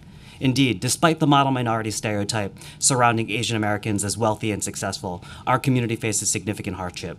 2/3 of our community are foreign-born, 20% of our community are non-citizens. And while we have grown 35% from 2010 to 2020, 1 in 3 Asian residents lives in low-income households, and we're twice as likely to experience poverty compared to white New Yorkers. 48% of our community is limited English proficient, and 42% of older adults are low-income, many of them living in poverty. In addition, through the cuts of federal funding, there are devastating impacts on domestic violence. According to the Asian Pacific Institute on Gender-Based Violence, up to 55% of Asian women in the United States have experienced some form of physical violence or sexual violence in their lifetime. So as we say, Our member organizations provide a critical service bridge and human connection to our community that is experiencing hunger, fear, poverty, isolation, and hate violence. In addition, we know that across the city that our community members are hesitant to access services because of fears of unwarranted ICE raids. They are disenrolling from benefits, avoiding seeking medical care from hospitals, and disengaging from the community. And so on top of that, we know that the cuts of federal funding affects our community through food insecurity for older adults, through TFAP and the Emergency Food Assistance Shelter Program. Our member and partner organizations rely on SNAP and food pantries. We rely on funding from the Office of Violence Against Women to protect survivors of domestic and sexual violence, and through Head Start programs to educate low-income youth and early childhood development. The Asian American Federation believes it is more critical than ever that the city reinforce its support for addressing these interconnected issues by supporting the community-based organizations that provide these services. Indeed, from the turmoil and tragedy of 9/11, through the 2008 financial crisis, through the COVID-19 pandemic, and the resurgence once again of anti-Asian violence, our member organizations have protected our community and provided a critical lifeline. Our recommendations are simple. Of course, protect this funding and strengthen partnerships with Asian-led and Asian-serving nonprofits that understand the needs of their communities to address these long-term needs. These challenges are complex, and we recognize that there are no easy answers. We thank you for your vital and courageous leadership at this time, and please hold the line for all New Yorkers. Thank you. Thank you very much, and I have failed to acknowledge that we have Councilmember Palladino with us online, who represents one of the larger Asian American communities in the city. And whoever's up next. Wonderful. Thank you, Chair Ressler and Chair Brennan. My name is Mohammed Razvi, and I run one of the largest South Asian Muslim organizations in Brooklyn. I just wanted to give you a sense of when someone says there's a few thousand people that come to your office for services, this is that data. This is how many thousands and thousands of people are coming to our office for services. Secondly, during COVID, this book was multiplied by 10. So during COVID, I had 10 of these books. That's how many people were coming to our offices. We serviced over 20.5 million pounds of food. And I can't even explain to you how desperate the people were. You just had to see them on the line that, people who were average New Yorkers who had good jobs and how they were trying to survive. At this moment, all these cuts that are happening, I know some folks say the COVID's over, but it's not over for our folks. And when I say our folks, I mean the folks who are hard workers, and they're the ones who actually need. All these cuts that are happening are devastating. Recently, we were able to fortunately have our council member Ina Vernikoff also participate in providing food during Passover, which was great. Yesterday, we did it with our city council member, Farrah Lewis, which was great. But for the Muslim community, for other community members, there's so much need. And it's a never-ending story. Everyone thinks it's over. It's not over. We urge you to actually, even if the OMB is going to think or the administration is thinking of where to put the funding or put the money, please put it into at least these programs which are essential. Which is the survival for these community members, because these folks have nothing else. All they're here on those lines is just trying to get some food for their kids. And we do help them to enroll for SNAP, which also is being cut, which is unfortunate. So this is where our request is, just to make sure these essential services that are being cut, please focus on that, and please keep that continuous for us. Thank you. Good morning, Chair Brannon, Chair Ressler, and members of the committees. My name is Alice Moe, and I am the Policy and Advocacy Coordinator at Homecrest Community Services. Thank you for the opportunity to testify today. Shifts in federal funding threaten the programs that safeguard New York City's most vulnerable residents, especially lower-income, older adults and immigrant communities, including the Asian American population we serve daily across our 4 centers in Brooklyn. At Homecrest, we see the life-changing impact of federal programs every day. In calendar year 2024, we enrolled 400 individuals in Medicaid and 1,100 in SNAP benefits. Recently, we have seen an increase in clients due to SNAP theft, with many coming in to us seeking guidance on how to protect their EBT cards from being stolen and pursue reimbursement for stolen benefits, underscoring just how vital these programs are to daily survival. We are equally concerned about how federal funding cuts would affect older adult services. Homecrest operates 2 older adult centers funded in part by NYC Aging. In 2024, we served over 110,000 services. We delivered over 110,000 services to over 1,600 older adults. Our centers offer more than just daily nutritious meals. They offer a trusted and culturally responsive space that for many adults is the only place they like to go outside their homes. Here, they can receive assistance with healthcare and affordable housing applications, access case management, all in their preferred language. This is especially critical as 72% of older Asian New Yorkers have limited English proficiency. For fiscal year 2025, federal funding makes up 16% of NYC Aging's total budget, with the majority allocated to older adult centers. Combined with the proposed $100 million in cuts in the mayor's preliminary budget to an agency that has historically received less than 1% of the city's budget, even as older adults now represent 20% of the population. This puts centers like ours at serious risk of closure. In light of these challenges, we respectfully urge the City Council to protect the city's social safety net by first prioritizing sustained investments in AAPI community-based organizations that serve New York City's older adult and immigrant populations, thereby shielding life-sustaining programs from federal instability. Second, strengthening partnerships with trusted providers who have the cultural competence to meet local needs. And third, advocating decisively in response to federal shifts to protect and uphold the city's priorities. Thank you for your leadership and for the opportunity to testify today. Thank you so much. Good morning, Chair Brennan, Chair Ressler, and members of the committee. My name is Gia Fisher, and I serve as the Executive Director of the Korean American Family Service Center, a leading nonprofit organization that has supported immigrant survivors of gender-based violence across New York City for over 35 years. I'm here today to share our growing concern about the devastating impact of federal funding cuts, specifically the projected loss of our grants from the U.S. Department of Justice's Office on Violence Against Women, also known as OVW. These funds have been critical in supporting KFS's core services, including our 24-hour hotline, trauma-informed counseling, legal advocacy, legal services, economic empowerment, and transitional housing program. And these programs are very specific to the immigrant survivors of gender-based violence, not just all survivors, but immigrant survivors of gender-based violence. By the end of September 2026, KFSC is expected to lose up to $2 million in federal funding. This represents nearly 44% of our operating budget and has already forced us to freeze key hires and reevaluate essential programming. We're deeply concerned about how we will continue to meet the needs of the 3,000 survivors and families we serve annually. This moment is defined not only by financial strain, but by fear and instability.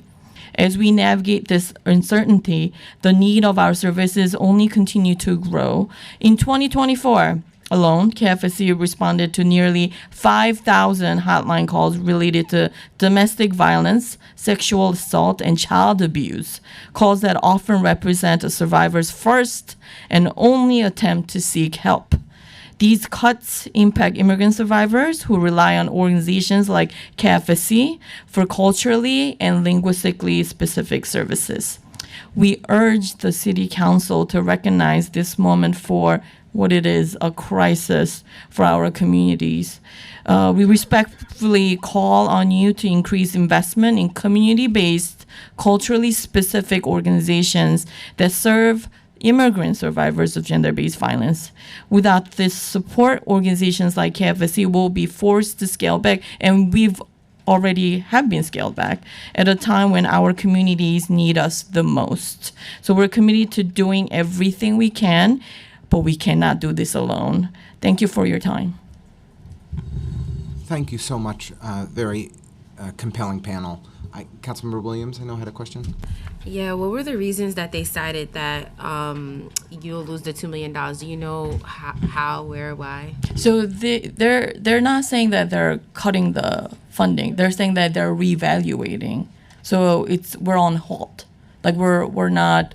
And what was the allocation from? Was it like for? It's the federal. Violence. Mm-hmm. Yeah. So the direct federal fundings through the OVW that are supporting the culturally specific organizations work for the immigrant survivors of gender-based violence. Okay, thank you. And Councilmember Schulman. Hi, thank you all for testifying, and I know many of you. So I have a question, which is, do you find, given the immigration issues that are going on, that people are coming less for the services? And if so, how are you reaching out to them? And the reason I'm asking is because obviously the numbers are going to show that we need to give you money, and if they fall off, then somebody's going to say, oh, well, they don't have enough people. You know what I'm saying? Yeah. So, yeah. So actually at KFSC, we hear this from other organizations, but because our location is confidential, due to the work, we have a 24-hour hotline. We're actually getting more calls. Okay, how about the rest? Yeah, so our food pantry line, actually 20% we lost. However, but the friends who are coming, they say, my friend's not going to come. Can I take the bag? So the food is still needed, in other words, for them, but they're not showing up on the line. And what we have implemented, which was something I wish all organizations do this, all of our storefront says, members only or by appointment only. So no one can enter from public into the facility. And then lastly, what we are doing is we're actually delivering the food to the people's home, especially our seniors. Just make sure you keep track of it. Yeah. Yeah, that's what we're doing. Okay. At Homecrest, at our Sunset Park Center, which has a high immigrant population, we have recently seen just more people coming in trying to get naturalization forms because of the fears. Yeah. Okay. What we hear from our members and partners is, of course, that they have to adapt. So maybe trainings or education things that they've done in person, they've been taking place online. And then I think what we've heard from members and partners is it ebbs and flows, right? Depending on what's happening in the news, there might be more or less demand or fear. So I think, that trifecta of increased ICE or immigration activity to other things of food insecurity, I think folks are modulating based on what's happening in the news. No, and please make sure to reach out to us if we can be helpful at all, even to help you with our federal partners and all of that, so which is really important. So thank you. Just real quick. Yes. So right now it's difficult to get a renewal of a passport. People are calling me literally. They cannot renew. I mean, they're going online. There's no appointments, no nothing. And sadly, our attorneys are telling us they are receiving emails. If your client is not legal, tell them to leave. Those exact emails that everyone's getting. That's disgusting. Yeah. I just So wanted to say that for there's the no, record. what are you going to do? How are you going to represent anyone? But that is happening. Yeah, I'll just say, of course, I know this was mentioned at the last panel as well, but the need for immigrant legal services, because what's happening is, because of the mis and disinformation, folks just don't have that basic language accessible legal services, so they can ask those basic questions about, those fears around public benefits, those fears around public charge, those fears around naturalization or showing up to interviews. So that affects their choices, and I think many folks are deciding to not seek food or not seek shelter or not, get protection from domestic and sexual violence as a result. Yeah, thank you very much. Really appreciate it. Yeah, no, I'm very grateful for this panel and for your, truly great work serving immigrant New Yorkers, serving all New Yorkers every day. We're seeing the federal government kind of deteriorate before our eyes, whether it's passports or Social Security. But it's also for many of the great established community-based organizations like the ones on this panel that rely on, federal discretionary grants and funding. Yep. That's the, first, I think that those are the items that are most readily on the chopping block.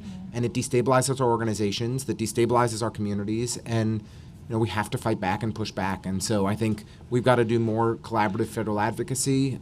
If the mayor won't work with us, then we should be working together directly and with our members of Congress to fight back and push in every way that we can. And I'm grateful for you all taking the time to share your experience and your expert testimony today. Thank you. Thank you. Thank you. Okay, next up, as I mentioned, Miranda from La Colmena, Aaron Sanders from Grand Street Settlement, Brian Ellicott Cook from Sage, Kevin Kiprowski from Live On New York, and the following panel will be Jade Vasquez from Wynn, Gina Capuchitti, from New Destiny Housing Corp., Reverend Terry Troya from Project Hospitality, and Victoria Leahy from Homeless Services United. You all can testify in whichever order you are so moved.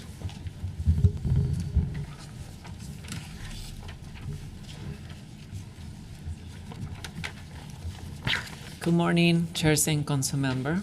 My name is Miranda, and I'm the organizing associate at La Colmena, an immigrant rights organization proudly rooted in Staten Island. Today, I'm here with my sister organization who will be testifying as well. At La Colmena, our mission is to empower immigrants workers through education, culture, organizing, and economic development. In Staten Island, La Colmena has been unapologetically advocating for our immigrants community, even in the face of backlash.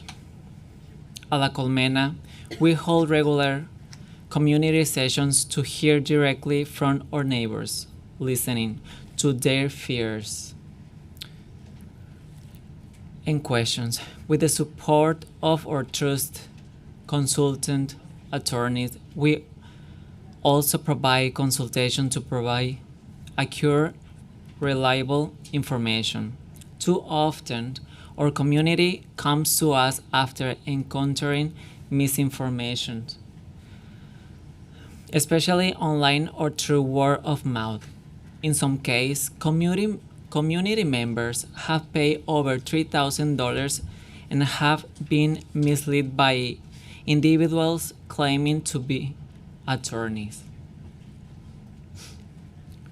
claiming that they can offer a speedy citizenship process, going as far as creating fake USCIS documents and impersonating judges. More recently, we have seen people arriving at our doors with deportation notice or unsure how to navigate the new immigrant register requirement. And this is why I'm here, to highlight the critical work we have been doing and to urge this council to continue protecting and expanding city funding for immigrants serving organizations, especially in Staten Island. We are grateful for the support La Colmena has received in the past from this council. But the war is far from over. No, now is the time to stand with us again, because immigrants communities are currently under attack. If at federal level we cannot be supported, then we know we can count on you. Please don't forget about La Colmena. Please don't forget Staten Island. Please don't forget about my sister organizations. Thank you for your time and for your continued community. Thank you so much.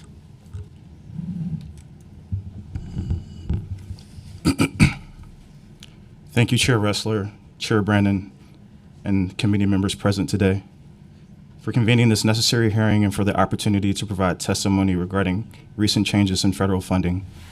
Grand Street Settlement is a 109-year-old multi-service settlement house.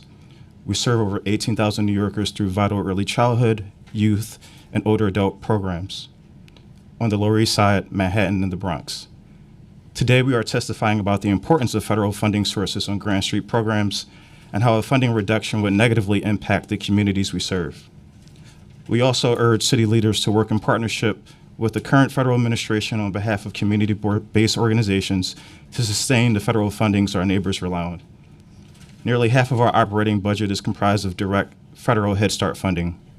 Currently, Grand Street operates 8 programs that either receive direct or indirect federal Head Start funding.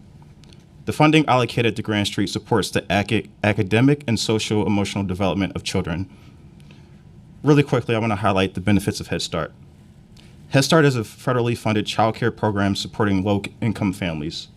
Children from birth through kindergarten receive free subsidized, high-quality education, health screenings, nutritional support, alongside professional and personal support for parents, and much more.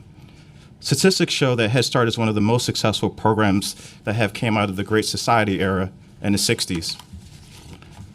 A study published in December 2022 in the Journal of Political Economy concluded that the Head Start program, or children who have attended the Head Start program, have higher levels of educational attainment, lower teen pregnancy rates, and less criminal engagement on average. As a recipient of federal direct and indirect Head Start funding from the Office of Head Start at the New York City Department of Education, we are deeply concerned about the potential cuts to the program. Cuts to our federal Head Start grant will have a dire generational impact on families who depend on Grand Street for high-quality early childhood education services. Grand Street and other child care providers throughout this country are now faced with funding cuts despite our record of providing robust child care services. For several years, Grand Street was lauded by parents, educational experts, and elected officials for our successful Head Start model. This January, Governor Kathy Hochul visited Grand Street and commended us on our early childhood education program and its life-changing impact on families. However, adequate federal funding is critical to continuing this work. With appropriate funding for the Office of Head Start, we can continue to disrupt systemic barriers that hinder children from excelling and becoming successful, contributing members of society. Other programs are at risk. For example, programs like Single Stop USA will be impacted by proposed funding cuts. Single Stop is a nationally renowned benefits-assisted program that supports eligible individuals and families in accessing federal subsidized benefits such as SNAP and Medicaid. Our community relies on these programs like Single Stop to gain access to life-saving services. Funding for these resources equips Grand Street case managers with the resources needed to support our community. In closing, we encourage the City of New York to continue working with our federal administration to ensure that community-based organization and families have the funding that they need to support our communities. Thank you for the opportunity to testify. Thank you for your testimony. This council is certainly committed to working with you on that. Good afternoon, Chairs Brennan and Ressler and members of the committee. My name is Brian Illicott Cook. I'm the Director of Government Relations at SAGE, and I'm here today with a clear message. The alarm bells are ringing. LGBTQ plus elders and elders living with HIV are under attack from a hostile federal government, issuing executive orders to dismantle so-called woke programs, to local budget proposals that threaten the very infrastructure of elder care. These are not hypotheticals. They are real, targeted, and already causing harm. Since January of 2025, the federal administration has cultivated an increasingly aggressive stance toward LGBTQ plus Americans.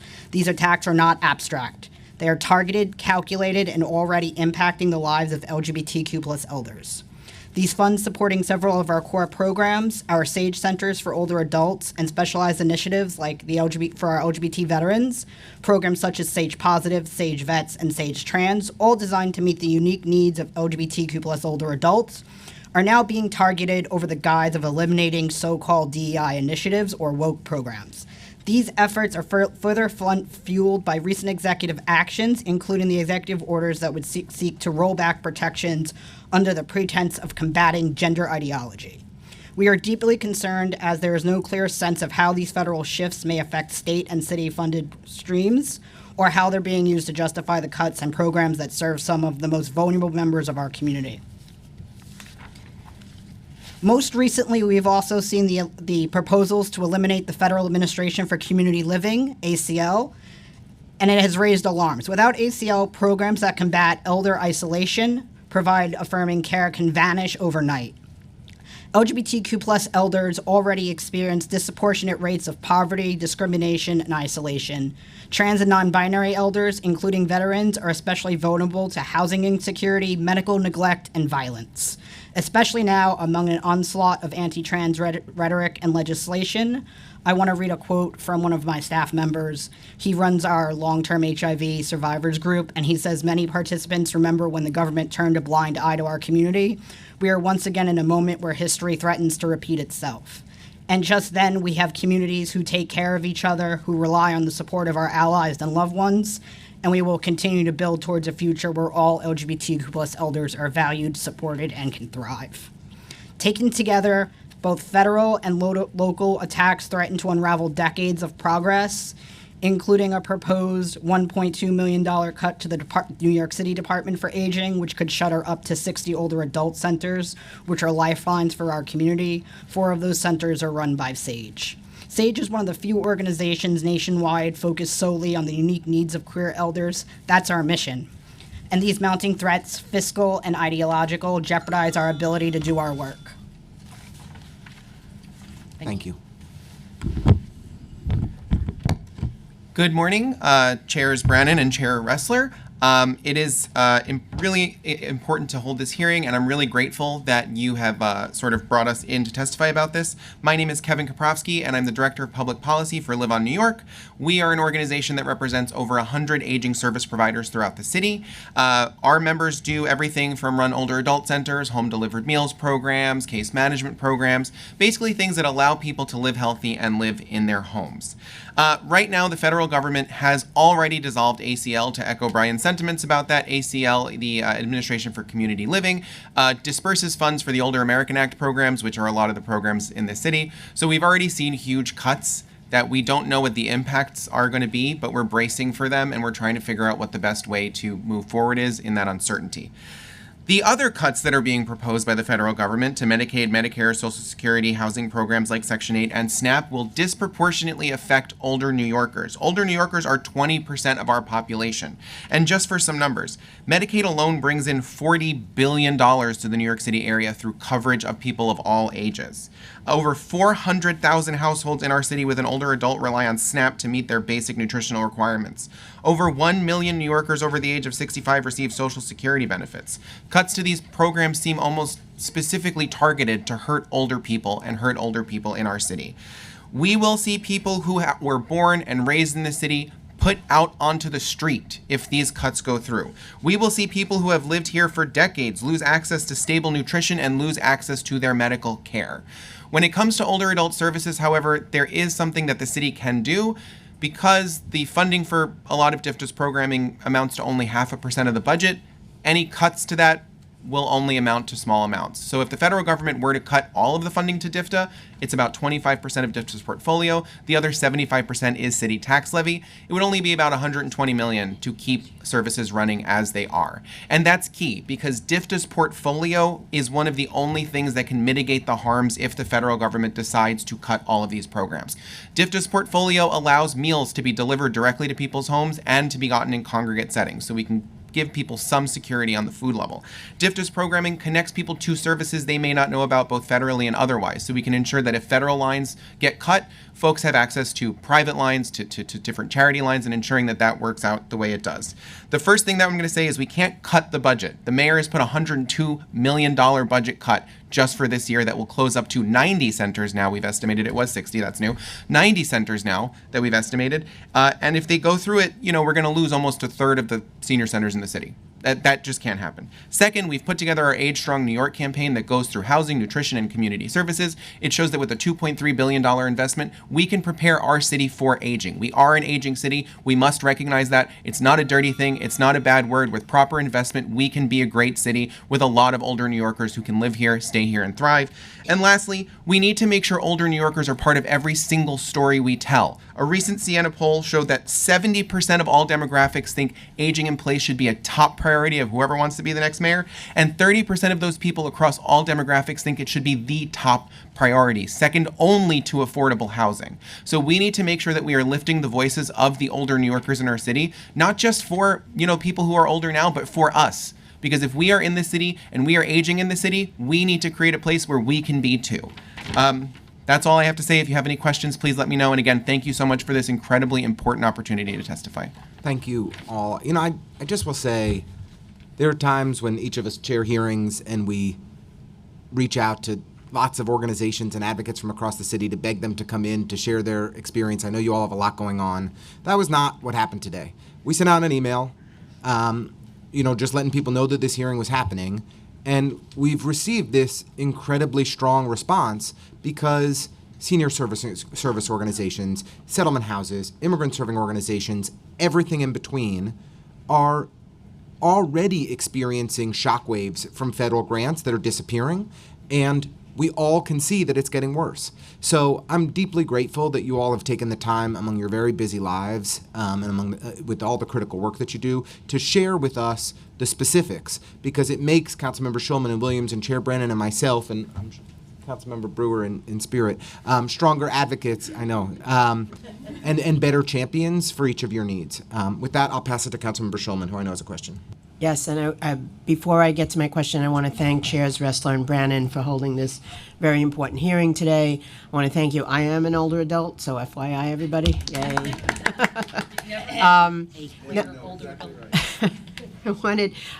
Brian, I wanted to ask you specifically, I keep hearing from LGBTQ plus organizations that they're getting cut, like directly from the federal government. Are you aware of who they are and where they are? We were one of the organizations that was federally cut. We had an international program. We partnered up with older, LGBT adults across the world to share their stories, because unlike the United States of America, those stories are also not told. We've lost 2 staffers. We got one of those nasty federal letters that said, your funding is being terminated and it's because you're an LGBTQ plus organization. And we know others have as well. They tried to pause some of our older adult, our OAA money. We were able to file a lawsuit with Democracy Forward and pause that for some of the foreseeable future.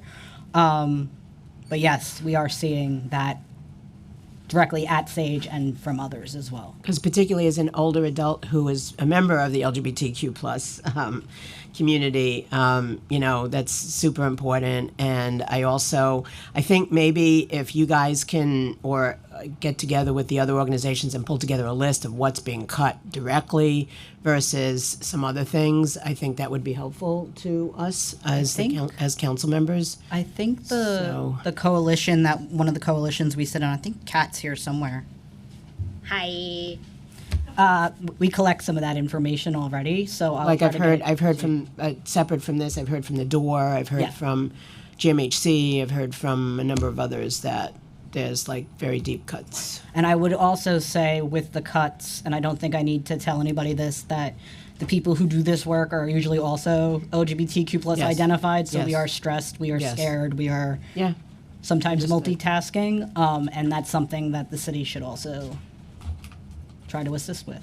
Okay, no, we're here for you. Thank you very much for your compelling testimony, and really appreciate it. And we'll see what we can figure out. Thank you. Thank you very much, Councilmember Schulman. We're going to move to the next panel. Thank you once again. Thank you, Councilmember Williams, for joining us and for your thoughtful questions. Jade Vasquez from Women in Need, Gina Capuchitti from New Destiny Housing Corp., Reverend Terry Troya from Project Hospitality, and Victoria Leahy from Homeless Services United. Next up, we'll do a Staten Island panel. Adrian Abadi from Staten Island Partnership for Community Wellbeing. Janet, oh no, I'm sorry, and nor does the Reverend Troya. Janet Magnuson, NPSI Richmond Homes Need Services, Inc., Tatiana Arguello, Nonprofit SI, and Celestine Cox from Nonprofit SI. You will be up next. And with that, however you'd like to proceed.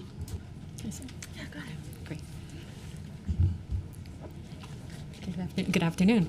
Good afternoon, Chair Brannon, Chair Ressler, and members of the committees. My name is Jade Vasquez, and I'm the Director of Policy and Research at WIN, the largest provider of shelter and supportive housing for families with children in New York City and the nation. Each night, nearly 7,000 New Yorkers, including 3,600 children, call WIN home.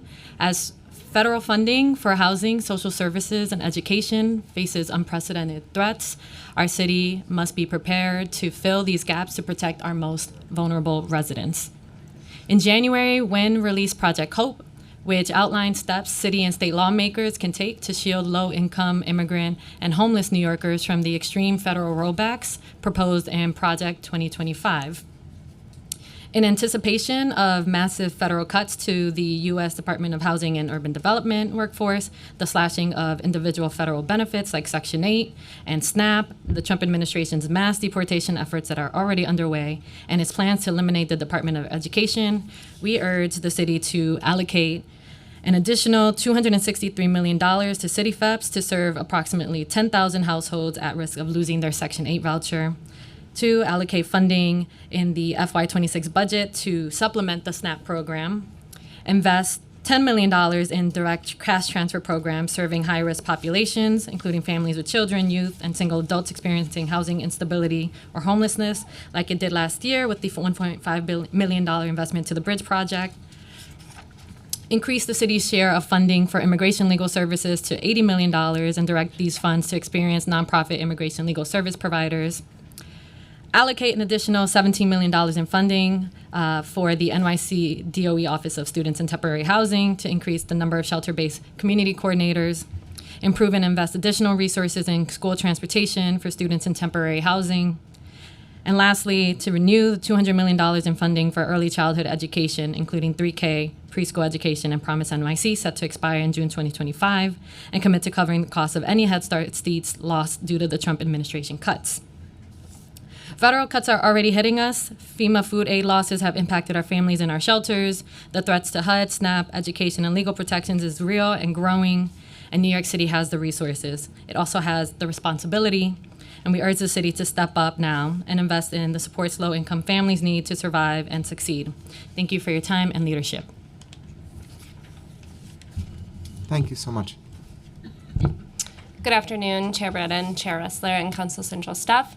Thank you for holding this hearing and for the opportunity to testify on behalf of New Destiny Housing. My name is Gina Cappucciti, and I'm the Senior Director of Housing Access and Stability Services at New Destiny. New Destiny is the only organization in New York City that's 100% focused on permanent housing for survivors of domestic violence. We do this work because domestic violence is the #1 cause of family homelessness in our city. And for survivors, housing is a matter of life and death. Yet the federal government is threatening vital housing programs for survivors. In 2019, New Destiny implemented the first federally funded rapid rehousing program for survivors in New York City, Housing Link. In 2022, New Destiny added a second rapid rehousing program dedicated to survivors with housing vouchers. At any given time, we are serving over 300 households experiencing domestic violence across these two contracts. These programs are funded by HUD via the New York City Continuum of Care, or COC, providing survivors with housing navigation services, temporary rental assistance, and supportive services to promote long-term housing stability. Like other COC programs, New Destiny's rapid rehousing programs are a lifeline for survivors, so we are concerned about the future of these contracts and HUD's ability to manage these contracts if the proposed staffing cuts are effectuated. New Destiny is also deeply concerned with the ending of the Emergency Housing Vouchers, or EHV. The federal government notified agencies in March that funding for the program is ending this year. Nearly 8,000 households in New York depend on this vital housing resource, including nearly 1,700 domestic violence survivors.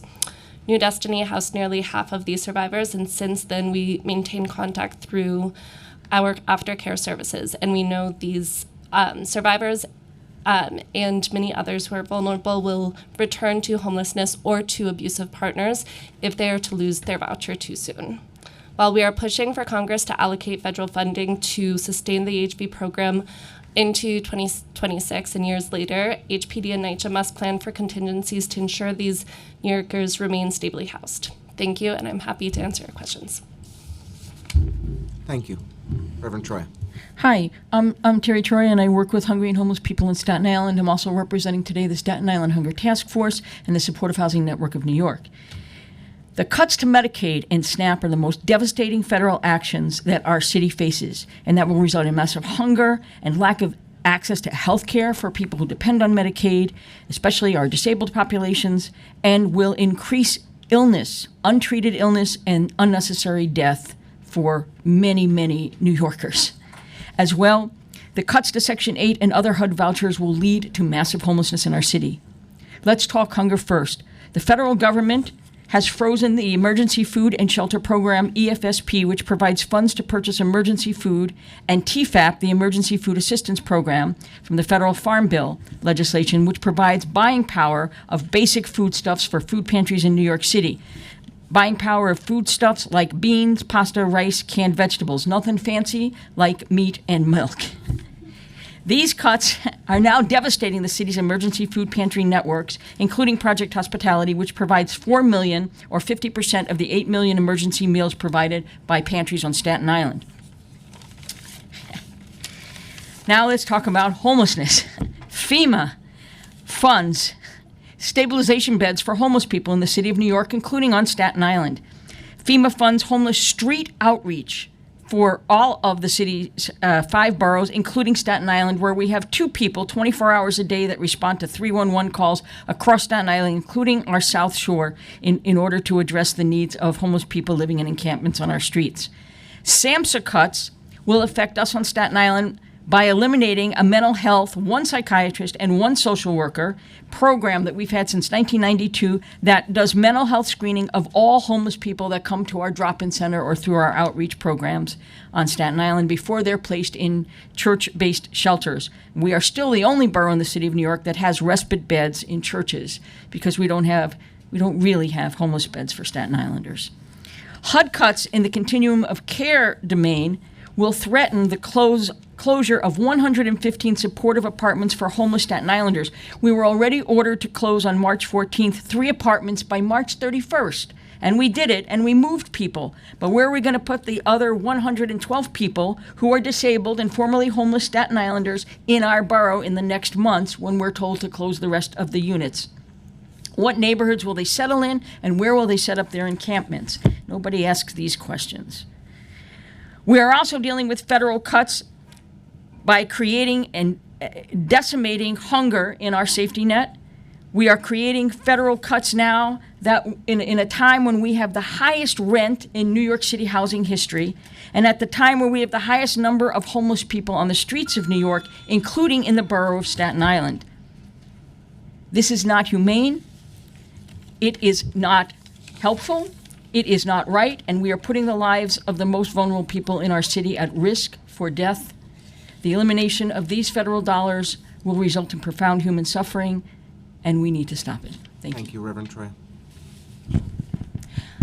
Good afternoon. My name is Victoria Leahy. I am the Director of Policy and Planning at Homeless Services United. I'd like to thank Chair Brannon and Chair Ressler and the rest of the committee for the opportunity to testify today. As we heard, there's a vital housing program that's going to be at risk with these federal funding cuts. We're projecting cuts to Section 8, the complete ending of the Emergency Housing Voucher Program, and cuts to TANF, all which are central to funding the homeless shelter system and homeless services here in New York City. It's also crucial to remember that not just federal pass-through dollars are at risk. As we've heard today, many providers contract directly with the federal government. Our members, based off of a survey, up to 22% of their operating budgets come from direct federal contracts.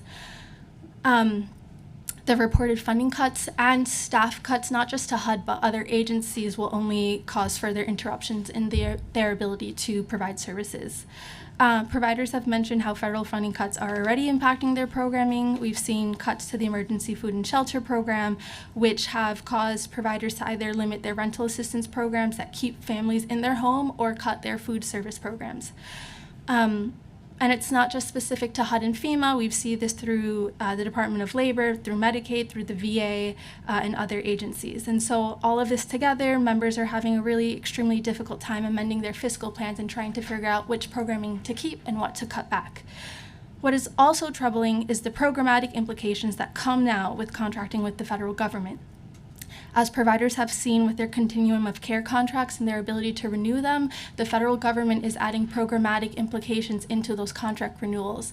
And so providers are now at a very troubling time where they're deciding to accept these federal restrictions on their ability to provide services or to cut that federal funding and decide whether or not they need to reduce their staff size, reduce their programming, or risk their ability to stay open altogether.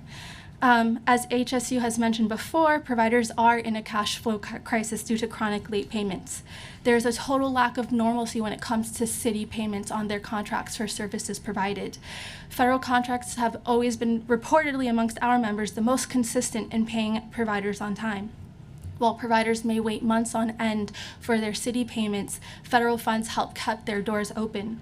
Given the uncertainty of federal resources and these proposed cuts, it's all the more important right now that the city registers contracts in a timely manner and pays nonprofit homeless service providers for their services on time to not further threaten their insolvency.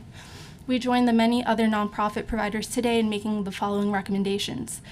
Expedite all late contract payments to human service providers. It is the most important thing that the city can do to keep these homeless service providers open right now. The city should work on its strategic plan to draw down federal funding that it's used to operate these contracts. And lastly, the city and state must work on a comprehensive counter strategy to the anticipated mass cuts to federal funding, especially in the human service sector. Thank you. Thank you very much. Really appreciate you all being here today and for your thoughtful testimony. Thank you so much. And while I am calling the next panel a Staten Island panel, just want to note we've had Staten Island residents on each of the previous two panels, and we will on the following panel as well. So Staten Island has shown up today. It's not the forgotten island. So Adrian Abate from Staten Island Partnership for Community Wellbeing, Janet Magnuson from NPSI, Richmond Home Needs Services, Tatiana Arguello, from Nonprofit SI, Celestine Cox from Nonprofit SI. Thank you for being with us. And following that, Justin Wood from Staten Island and NILPI will be with us. Then Hannah Lupian, Met Council, Naima Dahir from the Arab American Family Sports Center, based in the 33rd, and Dr. Sophine Charles from KOFCA. Thank you very much, and feel free to begin in whichever order you'd like. I'm already not following the rules.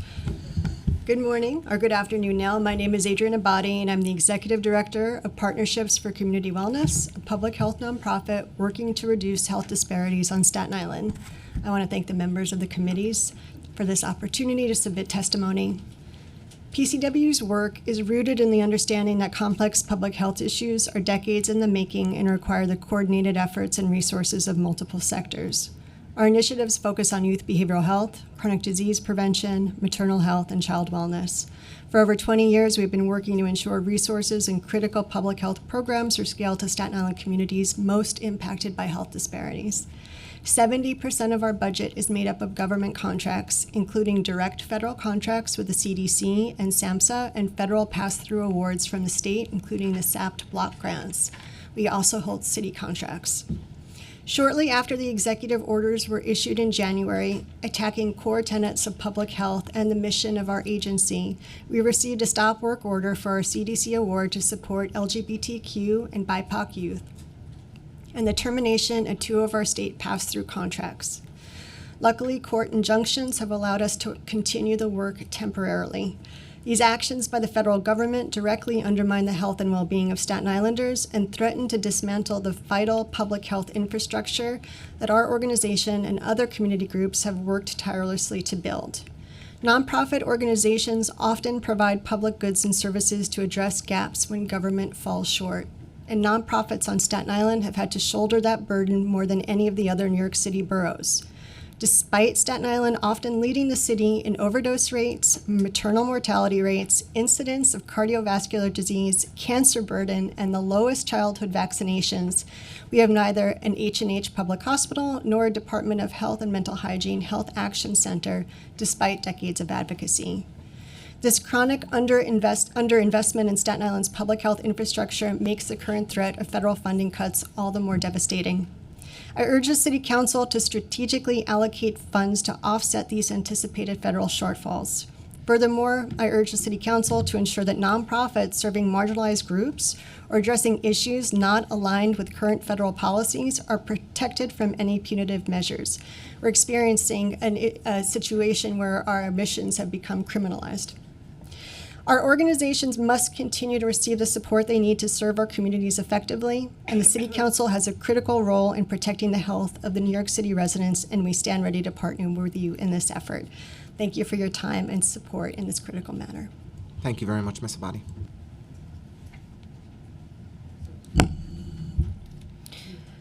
Good morning, all. Thank you to the chairs and the members of the committee. My name is Janet Magnuson. I am currently CEO of Richmond Home Needs Services. We're a nonprofit licensed home care service agency on Staten Island. We service Staten Island and all the other boroughs. Today, I stand with my sister organizations to address the pressing issue of underfunding and cuts on Staten Island as a whole, with particular attention to the older adult population in our borough. The population of adults age 65 and older in New York City has grown significantly over the past 2 decades.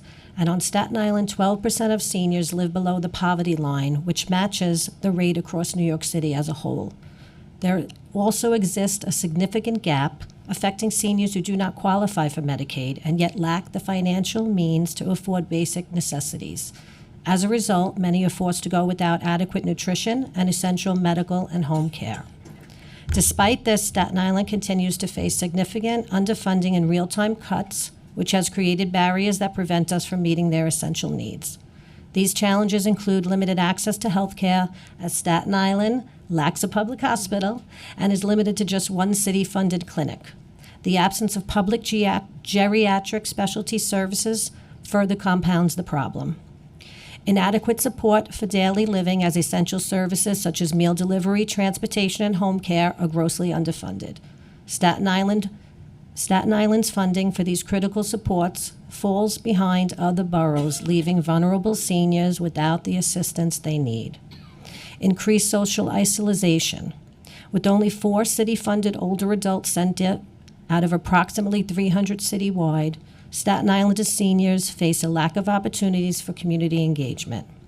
Funding cuts for these vital supports affect mental and physical health, along with chronic disease management, leading to worsening health conditions and more frequent hospitalization, costing more in the long run.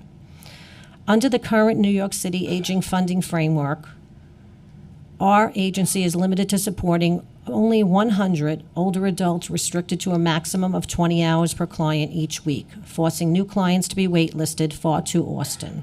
And this existing funding is wholly inadequate to address the growing needs of Staten Island. Increases should go hand in hand with Medicaid, and currently they do not, leaving New York City aging and community agencies to fight year after year for funding. Now, I spoke a bit about city funding and the fact that Staten Island is currently underfunded because of the fear that the trickle down from the federal will go down to the city and state, and Staten Island cannot afford more cuts. However, with regard to the discussion at hand, we also provide services to those in need of all ages through Medicaid funding. After a January 1st state-mandated wage increase, home health aides now make $19.10, and they deserve it, and they deserve more. We did get our expected reimbursement rates from managed long-term care and Medicaid. However, in the beginning of January, we started to receive letters from managed long-term care companies that we will now face cuts, non-negotiable cuts, some close to 5%, without due process, without reasoning behind the cuts. So clearly this haphazardness of all of it is trickling down without rhyme or reason, and we know it is only the start. We also have a culturally diverse workforce with many working on legal visas. But I hear and I feel the fear, with some too scared to come to work. Right. Now that not only affects their income, it affects our services that the clients desperately need. Thanks so much. Just ask if you could wrap up. Feel free I'm to submit almost done. I was just going to say, our agency's operations will be severely affected, and more importantly, those will be. And I can clearly see that the committee recognizes these pressing challenges and reminds all that investments, whether in culture, arts, immigration, older adults, or those with special needs, they're vital for communities' growth and sustainability. Thank you for your time. Thank you so much. Good morning, Chair Brennan and Chair Resler and the members of the committees. Thank you for hosting this timely hearing. My name is Tatiana Arguello, and I am the Executive Director of Nonprofit Staten Island. We are the hub for community-based organizations serving one of the most underfunded boroughs, Staten Island, serving organizations working on the front line of care, equity, and crisis response in Staten Island.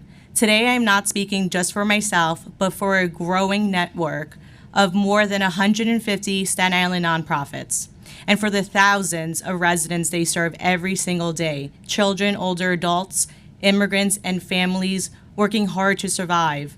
We submitted our full written testimony with all the data points because I don't want to bore you, but the bottom line is that we are underfunded and we need more services for our children and families, for immigration services, for our senior care, and for our healthcare services on Staten Island. And that is why I'm here today supporting our organ members that are testifying. We're not asking for special treatment, but for support. We make up 6% of the city's population, but last year we received only 2% of the city as speakers fund on Staten Island. Our organization being the one of those organizations that were cut last year. We lost 10% of our budget in fiscal year 25. As a borough, we were left off of multiple citywide initiatives and major funding portfolios. Despite deep need and a rapid changing population, we are bracing for another hit. We are hearing warnings about federal cuts, and we are already seeing them at play. Programs are scaling back, services are shrinking, frontline providers are stretched to the brick. We're operating with less, serving more, and holding the line for the city's most vulnerable. We are not only serving Staten Island residents, but also many Brooklyn, Bronx, Manhattan, and Queens residents as well, who come to Staten Island and pay the toll in other ways for our services. This moment is not theoretical for us. It's real. And if city dollars are distributed inequitably now, we are terrified of what federal reductions will mean for our borough that is already left behind. We know that there is need citywide, and we stand with our colleagues citywide, but we want to remind you that we are here, and that we are doing incredible work on Staten Island, and that there is a gap between the need and investment that is growing. We cannot afford to fall further. We are here to be seen, heard, and invested on. As Staten Island's nonprofit ambassador, I'm asking the council to work with us to fix what's broken, to ensure that Staten Island is not forgotten. Thank you. Good afternoon. My name is Celestine Cox, and I am the Director of Membership with Nonprofit Staten Island. I would like to defer my time to one of our member organizations who did sign up to testify. That is Staten Island Museum, who will be represented by Janice Monger. Sure. Thanks so much.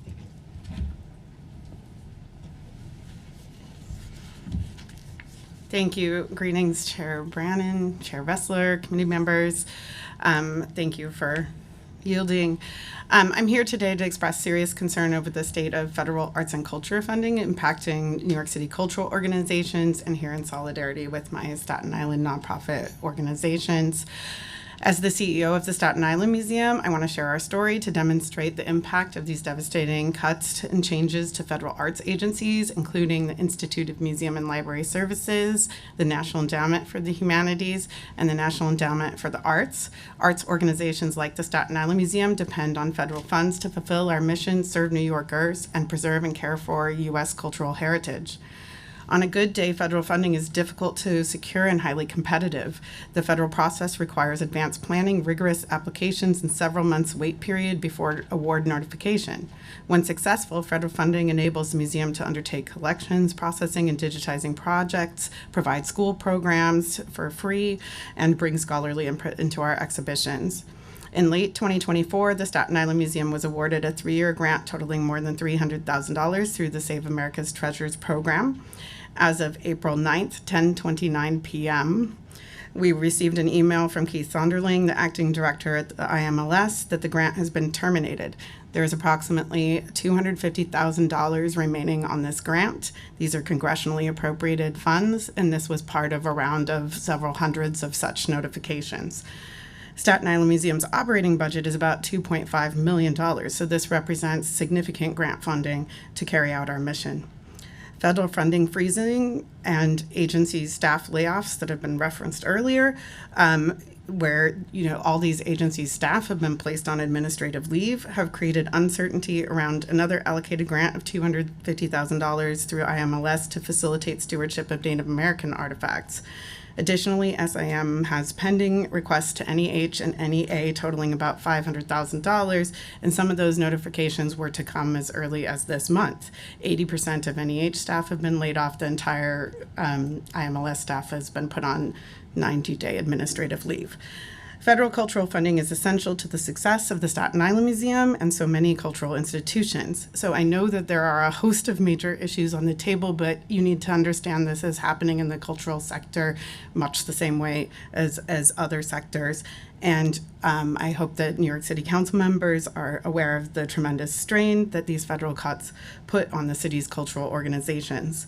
So thank you to your attention on this matter and so many others, and for New York City's investment in the cultural institutions that make New York City great. We're counting on you. Thank you very much. I really appreciate the thoughtful testimony, the collective Staten Island advocacy, and I would say that your voices are more important and influential than anybody else in New York City right now, because you all and my friend, Councilmember Brannan, have the unique status of being represented by a Republican in Congress.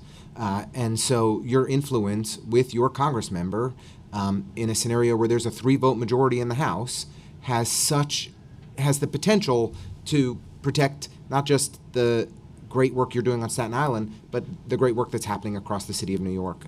So anything that we can do to help support that advocacy, partner with you together to ensure that we're breaking through with Congresswoman Malliotakis as effectively as possible.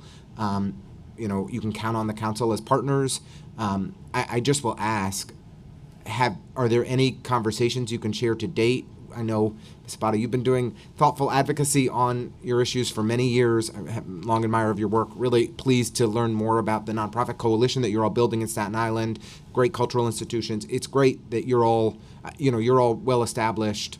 But is there any insight you can share on the advocacy or conversations to date with Congressmember Malliotakis, or ways in which the council can be helpful or supportive in those efforts? Sure. So one of the coalitions that my organization supports is TISA, which is a behavioral health coalition, and Congressmember Malliotakis has been involved in some of the work of the coalition, so we had requested a meeting. We haven't met with her in person, so we met with her legislative director to talk about some of the issues, and we did an exhaustive survey of how federal cuts are impacting the behavioral health sector, how many people are being reached. Pride Center, we're talking about all the different marginalized groups. They are taking it into account, but we have yet to have an in-person meeting. Well, I think she's been one of the dozen or so Republican members in Congress that has spoken up most about the risks of and the impacts of the Medicaid cuts. And I think your direct advocacy as leaders in your communities is going to really matter in the months to come. And so just want to thank you for being here today. Thank you for your ongoing efforts. And please, very sincerely, let us know how we can help. And I think Councilmember Shulman has a question as well. I also want to make a suggestion that maybe you try to set up a meeting with the minority leader, Joanne Areola, because she has access to Malliotakis as well, and she might be able to be helpful. And I've talked to her about some of the cuts as well, and so she has listened, and she serves with me on the health committee and all of that, but I want to make that suggestion. Thank you. Thank you so much. Thank you. Thank you for being with us today. Hope it's a easy ferry ride home. Next up, Justin Wood, another from NILPI, Hannah Lupian from Met Council, Naima Dahir from Arab American Family Support Center in the 33rd, and Dr. Sophie Charles from Kafka. The following panel will be, just so everybody's ready and excited, Sabrina Hargrave from Brooklyn.org, Helena Lasco from the Center for Justice Innovation, Philip Duncan from NIMIC, Northern Manhattan Improvement Corporation, and Rosalind Black from Legal Services of New York City. Feel free to testify in whatever order you all are so moved. Hello. Thank you so much, Chair Brannan, Chair Ressler, Councilmember Shulman, and members of the council staff for the opportunity to testify. My name is Justin Wood. I'm the Director of Policy at New York Lawyers for the Public Interest. I am also a Staten Islander. It's great to see so many neighbors here, but I'm testifying about citywide issues today. We are an almost 50-year-old civil rights legal organization with active programs in disability justice, health justice, environmental justice, and we operate a pro bono clearinghouse that directly connects impacted community clients and grassroots organizations with pro bono legal services from the private bar. I'll shorten my testimony. We've heard so much about the devastating impact that's actually happening. The threats are having an effect, but the actual cuts and atmosphere of fear is having a devastating effect on New York City communities that can least afford this type of austerity and fear. We and the nonprofit sector we work with are responding, and we're deeply grateful for the partnership to date with the City Council. It's disappointing the administration didn't show up today to talk about this. We're deeply thankful for the investments the council has made to date in initiatives that are from your discretion, your body's discretionary funding, like the Immigrant Health Initiative. We are respectfully asking for an enhancement this year.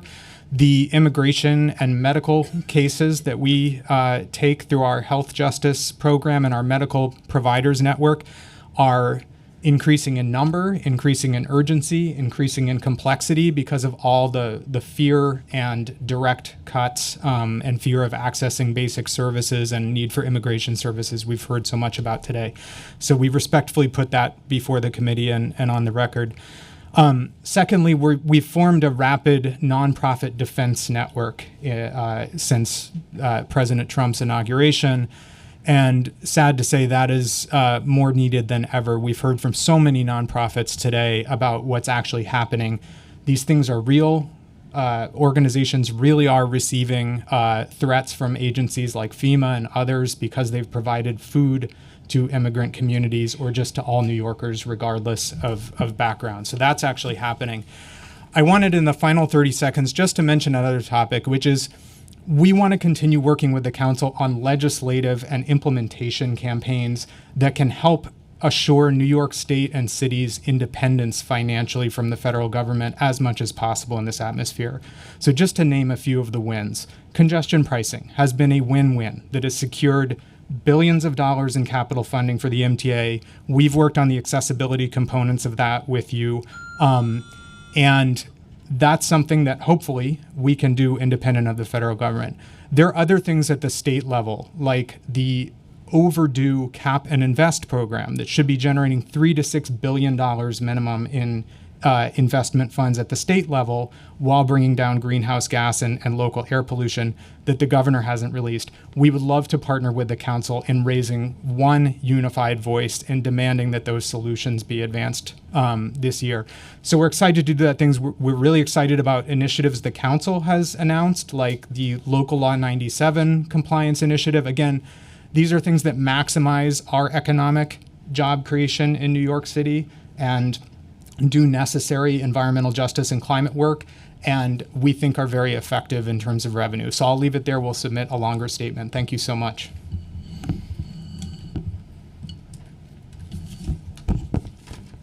Thank you. Good afternoon, Chair Ressler, Chair Brennan, and Councilmember Schulman, and all the other council members who were here earlier. Thank you so much for holding this hearing today. My name is Hannah Lupian, and I'm the Managing Director of Food Programs at the Met Council on Jewish Poverty. Met Council operates the largest kosher and halal food pantry network in the country and provides a wide array of support to over 320,000 New Yorkers annually. In the face of recent funding cuts at the federal level and with more on the horizon, we and our partners at Catholic Charities, who you heard from earlier today, as well as Hispanic Federation, urgently request that City Council allocate $20 million in emergency funding for food pantries, similar to what was allocated at the onset of the COVID pandemic. This funding will allow us to deploy needed resources to areas with limited pantry and social service infrastructure, as well as to communities with religiously informed or culturally nuanced diets that are not part of the traditional emergency food system, and to programs that facilitate increased access to emergency food. Additionally, we want to express our support for the Council's decision to call on the administration to baseline fund Community Food Connection, CFC, at $100 million a year. New Yorkers observing religiously informed diets will go without food if the emergency food system does not provide appropriate products. Met Council works hard to meet the food needs of all New Yorkers by providing both kosher and halal observant food assistance to anyone who comes to our pantries. Met Council's ability to provide kosher and halal food to hungry New Yorkers is directly tied to funding from the federal government, and I'd like to speak to two programs that have not yet been mentioned today. The Local Food Purchase Assistance Program and the Emergency Food Assistance Program provide incredibly important support, both in cash that we can use to purchase kosher and halal foods not otherwise available through public streams, and the Emergency Food Assistance Program, in-kind food administered by OGS at the state level to provide basics like rice, dried beans, and limited fresh produce to New Yorkers of all stripes. And finally, the Emergency Food and Shelter Program through FEMA. All three of these programs enable Met Council to distribute millions of pounds of food every year. All three of the programs have already faced cuts or freezes in funding just in the recent weeks. These cuts directly impact our ability to serve New Yorkers the foods that meet their needs. It is now more vital than ever that City Council steps in to help fill the gap left by these federal cuts and to support the programs that serve hungry New Yorkers. The decisions made by this committee will impact the lives of millions of our neighbors. By allocating that $20 million of funding for emergency food pantries and funding CFC at a baseline of $100 million, this committee will support emergency food providers during a time of immense uncertainty and benefit all food insecure New Yorkers, including those with religiously informed dietary restrictions. We thank you for your time today, and we hope to continue to work with this committee and City Council to fight food insecurity. Thank you so much, and I just want to acknowledge we are joined online by the great Pierina Sanchez from the Bronx. Great. Good afternoon. I'm Dr. Sophine Charles. I'm representing the Council of Family and Child Caring Agencies. We serve as the principal representative of all nonprofit agencies that provide foster care, adoption services, family preservation, and juvenile justice services in the state of New York. We have over 100 members across the state, varying in sizes, from small to very large multi-services organizations. In New York City, we have more than 50 of our members who are providing services through the Administration of Children's Services, delivering child welfare services. Thank you for the opportunity to testify. And I want to begin by just saying that the federal government has historically served as a critical fiscal partner to our New York City nonprofits, both through direct and federal contracts and by city pass-through funding streams. In many cases, nonprofits were able to promptly access payments, and those payments have been instrumental in helping to sustain our program operations on the child welfare side. The late payments, as you know, is creating a hardship for our agencies, making it very difficult for them to keep their doors open, operate programs, and meet payroll obligations. We have, according to the Human Services Coalition, 90% of nonprofits report delays, and approximately in payments, $365 million, making it nearly impossible to sustain our programs. And want to make sure that you really understand that the silence coming from our government partners is deafening. Deafening in the sense that there's an absence of collaborative preparation for our nonprofits, and we really need to have those collaborative conversations to help us begin to plan for the federal cuts that are here and those that are coming. And the impact of federal budget cuts on nonprofits. The challenges extend beyond the financial difficulties. It's important to understand that many of our agencies are now spending time creating checklists, tracking their federal cuts, looking at working with their board of directors, trying to figure out what are the worst case scenarios. So a lot of time and resources spent into looking at that. We found out recently that the closing of the Administration for Children and Families regional offices have been closed in New York. So that means that our agencies that have federal contracts no longer get the technical assistance and cannot receive information that will allow them to continue their operations successfully and being compliant. And another one is the diversity, equity, and inclusion executive orders. Many of our agencies are spending time scrubbing websites and trying to make sure their material is absent of anything that will hamper funding coming into their agencies. And wrapping it up, I'd just like to say that the impact on the workforce. Remember, our nonprofits are employers. And so many of the staff, we're looking at something like 75% staff of color, 70% staff of women. So those cuts are going to decimate our workforce on the nonprofit side. So we want to make sure that there's collaboration with our city government partners to strategize around how we're going to plan to absorb the cuts that are coming. And lastly is our agencies are providing services to immigrant families. And these families are gone underground. They're gone into hiding. And our caseworkers are now scrambling, trying to come up with plans for those immigrant families that are facing deportation. And that means that the city is going to have to absorb funding to take care of those migrant children if their parents are deported. And so we're submitting written testimony in full, with full details. Thank you for the opportunity to testify. Exceptionally insightful testimony. Thank you so much, Dr. Charles. Good afternoon, council members. My name is Naima Dahir, and I'm here on behalf of the Arab American Family Support Center. The Arab American Family Support Center provides trauma-informed, culturally competent services to over 20,000 individuals annually from Arab, Middle Eastern, Muslim, South Asian, and other immigrant communities across New York City. Today, I am here with an urgent request. Community-based organizations like AAFSC need your immediate support to continue serving some of our most vulnerable New Yorkers. Due to anticipated federal funding cuts, including reduction to the Office of Violence Against Women, we are facing a potential shortfall of $1.1 million. This directly threatens our domestic violence case management and our mental health services, programs that are life-saving. If this funding disappears, we may have to furlough 14 staff members and reduce support for over 4,000 survivors of domestic and gender-based violence. At the same time, need is rising dramatically. Since inauguration date, we've seen an 80% increase in mental health referrals and a 20% increase in legal service requests. Our clients are terrified, our students are afraid to leave shelters, families are opting out of benefits like food stamps due to fear of enforcement. Recent federal actions, revoking temporary protection status, fast-tracking deportations, and mandating surveillance of undocumented individuals are deliberately targeting our communities.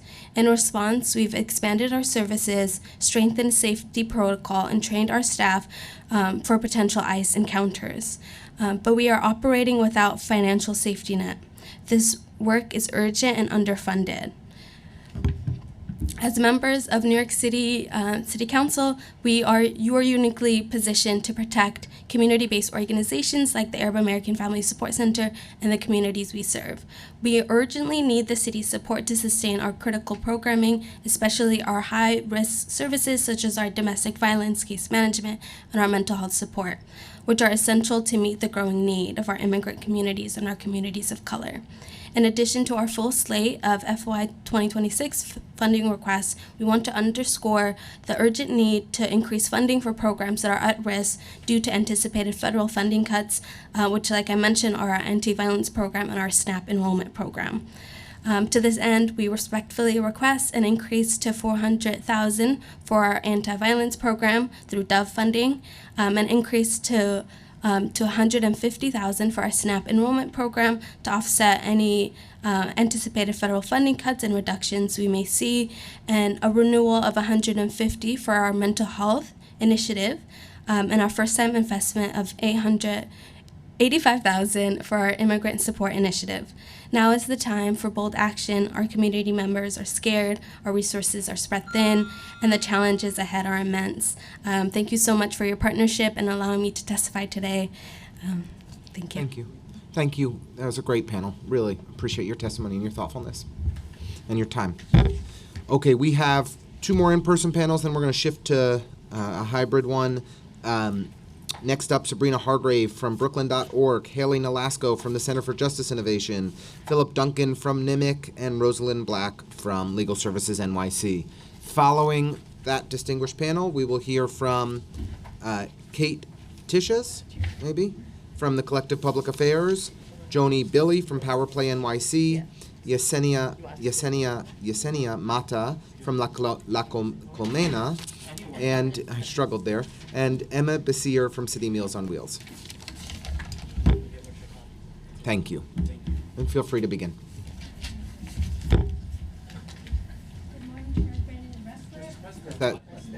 Now I can. Hi. Hi. Good morning. Or afternoon. We're in the afternoon. Good afternoon, Chairs Brandon Ressler, members of the Committees of Finance and Government Operations. My name is Sabrina Hargrave, and I'm Vice President of Programs at Brooklyn.org, No Dot, a partner and platform for local philanthropy supporting Brooklyn's nonprofits by giving everyone a part to play in creating change from the ground up. Thank you for the opportunity to testify. Brooklyn's rich diversity makes it a true microcosm of New York City and thus a powerful lens through which to understand the impacts already being felt in our communities by an arbitrary halt of federal funding to the city's nonprofits. From legal aid providers safeguarding constitutional due process rights to community organizers supporting our most vulnerable neighbors, Brooklyn's nonprofit sector has increasingly shouldered responsibilities that fundamentally belong to government, while being forced to do more with ever-dwindling resources. As you've heard today, we're witnessing alarming consequences of the current political climate. Surging demands for mental health services, vulnerable community members too fearful to collect weekly groceries from food pantry, residents missing critical medical appointments, and children withdrawing from supportive youth programs that provide essential stability. As federal funding faces unprecedented volatility, our city must recognize that when we outsource essential public services to nonprofits, we inherit an obligation to ensure their financial stability. When New York City delegates its fundamental duties to community organizations, it must follow through with sustainable funding, not as charity, but as fundamental of its core responsibility to the residents of Brooklyn and beyond. Today, nonprofits need reassurance that they will have the resources to operate. Our role at Brooklyn.org is to stand firm, provide stability, and mobilize greater support in this moment of crisis. We are committed to working relentlessly to serve as a counterweight to the chaos. We will work to galvanize donors and stakeholders to increase their giving and funding nonprofits at higher levels to close the gaps that the federal government creates. However, this cannot be our burden alone. The city must embrace its role as a true partner, matching our commitment with meaningful fiscal support and policy action that recognizes nonprofits not as vendors, but as essential collaborators in meeting our shared obligation to our communities. Again, I thank committee chairs and members for the opportunity to stand here before you today. Thank you so much, Sabrina. It's good to see you, Haley. Good to see you, too. Good afternoon, Chairs Brannon and Ressler, Councilmember Shulman, and esteemed members of the Committees on Finance and Governmental Operations, State and Federal Legislation. My name is Haley Nolasco, Senior Director of Government Relations at the Center for Justice Innovation. Again, thank you for the opportunity to testify.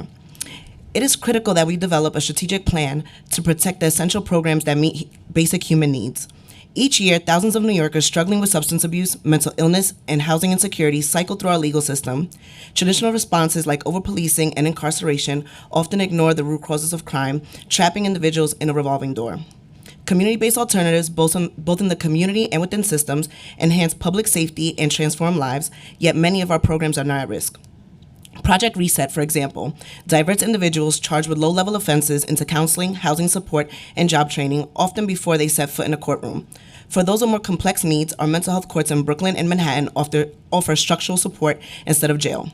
The impact is clear. In 2024, 82% of felony ATI participants completed their programs, 95% of participants in Manhattan Felony ATI program avoided a felony conviction, Brooklyn Mental Health Court participants saw a 17% reduction in the likelihood of reconviction. Last year, Project Reset diverted 5,500 cases from court with a 96% attendance rate. These life-changing outcomes rest on federal grants and allocations that are now at risk. Should cuts to federal funding take effect, we'll be forced to scale back critical services, reducing slots in treatment programs, eliminating outreach staff, and curtailing supervision capacity. Fewer treatment referrals mean more people cycling back into the system, fewer case managers mean less accountability, and higher likelihood of rearrest. In short, cuts to our programs will not only harm vulnerable individuals, but also undermine public safety across our city. As we move towards the closure of Rikers, we must not turn to costly and ineffective incarceration. So we urge you to invest in proven community-based solutions to help close any gaps created by federal funding losses. Thank you so much. Thank you.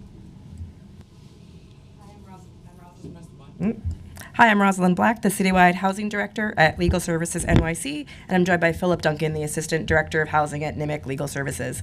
Thank you for holding this hearing and allowing us to testify on behalf of a group of legal services providers that also includes Brooklyn Legal Services Corp. A, Housing Conservation Coordinators, Mobilization for Justice, Neighborhood Defender Service, New York Legal Assistance Group, and the Legal Aid Society. We're here to discuss the important free legal services that we provide to low-income New Yorkers under the Right to Counsel, RTC, and anti-harassment and tenant protection programs, that's known as AHTP, programs that are administered by the Department of Social Services and rely in large part on federal funding to protect vulnerable New York City residents. Although precise details of the federal funds used by these programs can be hard to decipher, the City Controller's Office reported in December of 2024 that $47 million of the $112 million, which is 42%, that the city uses for access to counsel is paid for with the TANF, Temporary Assistance for Needy Funds Block Grant, funds from the federal government. In addition, the Office of Civil Justice federal FY25 budget shows that of the $158 million for the Right to Counsel program, 30% of that comes from the federal government, and for the AHTP program, 4% comes from the federal government. The state controller also noted that $16 million of the money used for Right to Counsel this year is subject to an unspecified federal funding fiscal cliff, meaning that it relies on federal money that is not recurring. While there have been no specific threats to abolish the TANF block grant yet, during the prior Trump administration, there were calls to reduce it by 10%, and it's been flat since 1996, resulting in an effective reduction of 50% spending power. In addition, recent shifts in federal policy and DOGE activity have raised concerns about the sustainability of financial support for legal services for overall. We're aware of the cuts to legal services for unaccompanied immigrant children. We've also maybe have heard DOGE as of this week has reached out to the Vera Institute and indicated it intends to investigate all nonprofit providers receiving federal funds. In addition, it was reported that the Legal Services Corporation, which administers and provides federal legal services nationally, which makes up 15% of our agency's budget, they were in a meeting with DOGE just this week. Other people have talked about, those federal funds are the stable funds that allow us to keep our agencies afloat and meet payroll in light of the city's inability to reimburse us on the monies we spend on the city grants. A little bit about Right to Counsel and how important that is to preserve. Over the last 8 years, Right to Counsel has been well established in New York City Housing Court, and studies show how effective it is in keeping people in their homes and also reducing the number of eviction filings in the city. The program has become more effective over time. This last year, it was reported that 89% of tenants who have lawyers remain in their home, and it just quickly, it also saves the city money by, I think we're aware, reducing the number of people that end up in shelter programs. I'm going to turn it over to my colleague. Great, thank you, Roz. Good afternoon. I'm Philip Duncan. I'm the Assistant Director for Housing at Northern Manhattan Improvement Corporation. While NIMIC is a Right to Counsel provider, we also provide services through the Anti-Harassment Tenant Protection Program, or AHTP, which I'm here to talk about today. AHTP plays a vital role in preserving affordable housing and ensuring housing justice for New York City tenants. While the Right to Counsel program offers legal representation for tenants facing eviction, HTP complements RTC by funding preventative and affirmative legal services. Together, these programs form a comprehensive safety net, but HTP is the only program that empowers lawyers and advocates to go on the offensive, proactively fighting with and for tenants to stop harassment before it escalates into eviction. HTP enables tenants to assert their rights in the face of landlord harassment and systemic housing neglect. It funds tenant-initiated litigation, allowing residents to hold landlords accountable for creating or allowing unsafe environments and for violating rent regulations. Additionally, AHTP provides vital support for tenant organizing. It protects groups of tenants who band together to form associations and take collective action against predatory landlords. It also equips them with the legal tools to challenge unlawful rent hikes, illegal deregulation of rent-stabilized apartments, and other forms of financial exploitation. Without this infrastructure of legal and community-based support, tenants, particularly low-income and immigrant communities, will be left to navigate these complex and often intimidating challenges alone. The program also plays a critical role in addressing systemic discrimination. It gives tenants the means to file complaints about housing discrimination based on race, disability, family status, and more, whether through administrative agencies like the City or State Commission on Human Rights or in state and federal courts. Furthermore, AHTP helps divert matters from housing court altogether through pre-litigation strategies and out-of-court negotiations. While this program relies on a smaller portion of federal funds than RTC, HRA has made earlier decisions to cut this much smaller pool of AHT funds to divert money to RTC. Right before the start of this fiscal year, HRA took funding from this critical program and reallocated it to RTC, a cut that this council fought hard to restore and did as part of the City of Yes. Preserving and expanding support for AHTP is not just a matter of tenant rights, it's a necessary investment in the health, stability, and equity of New York City's housing system.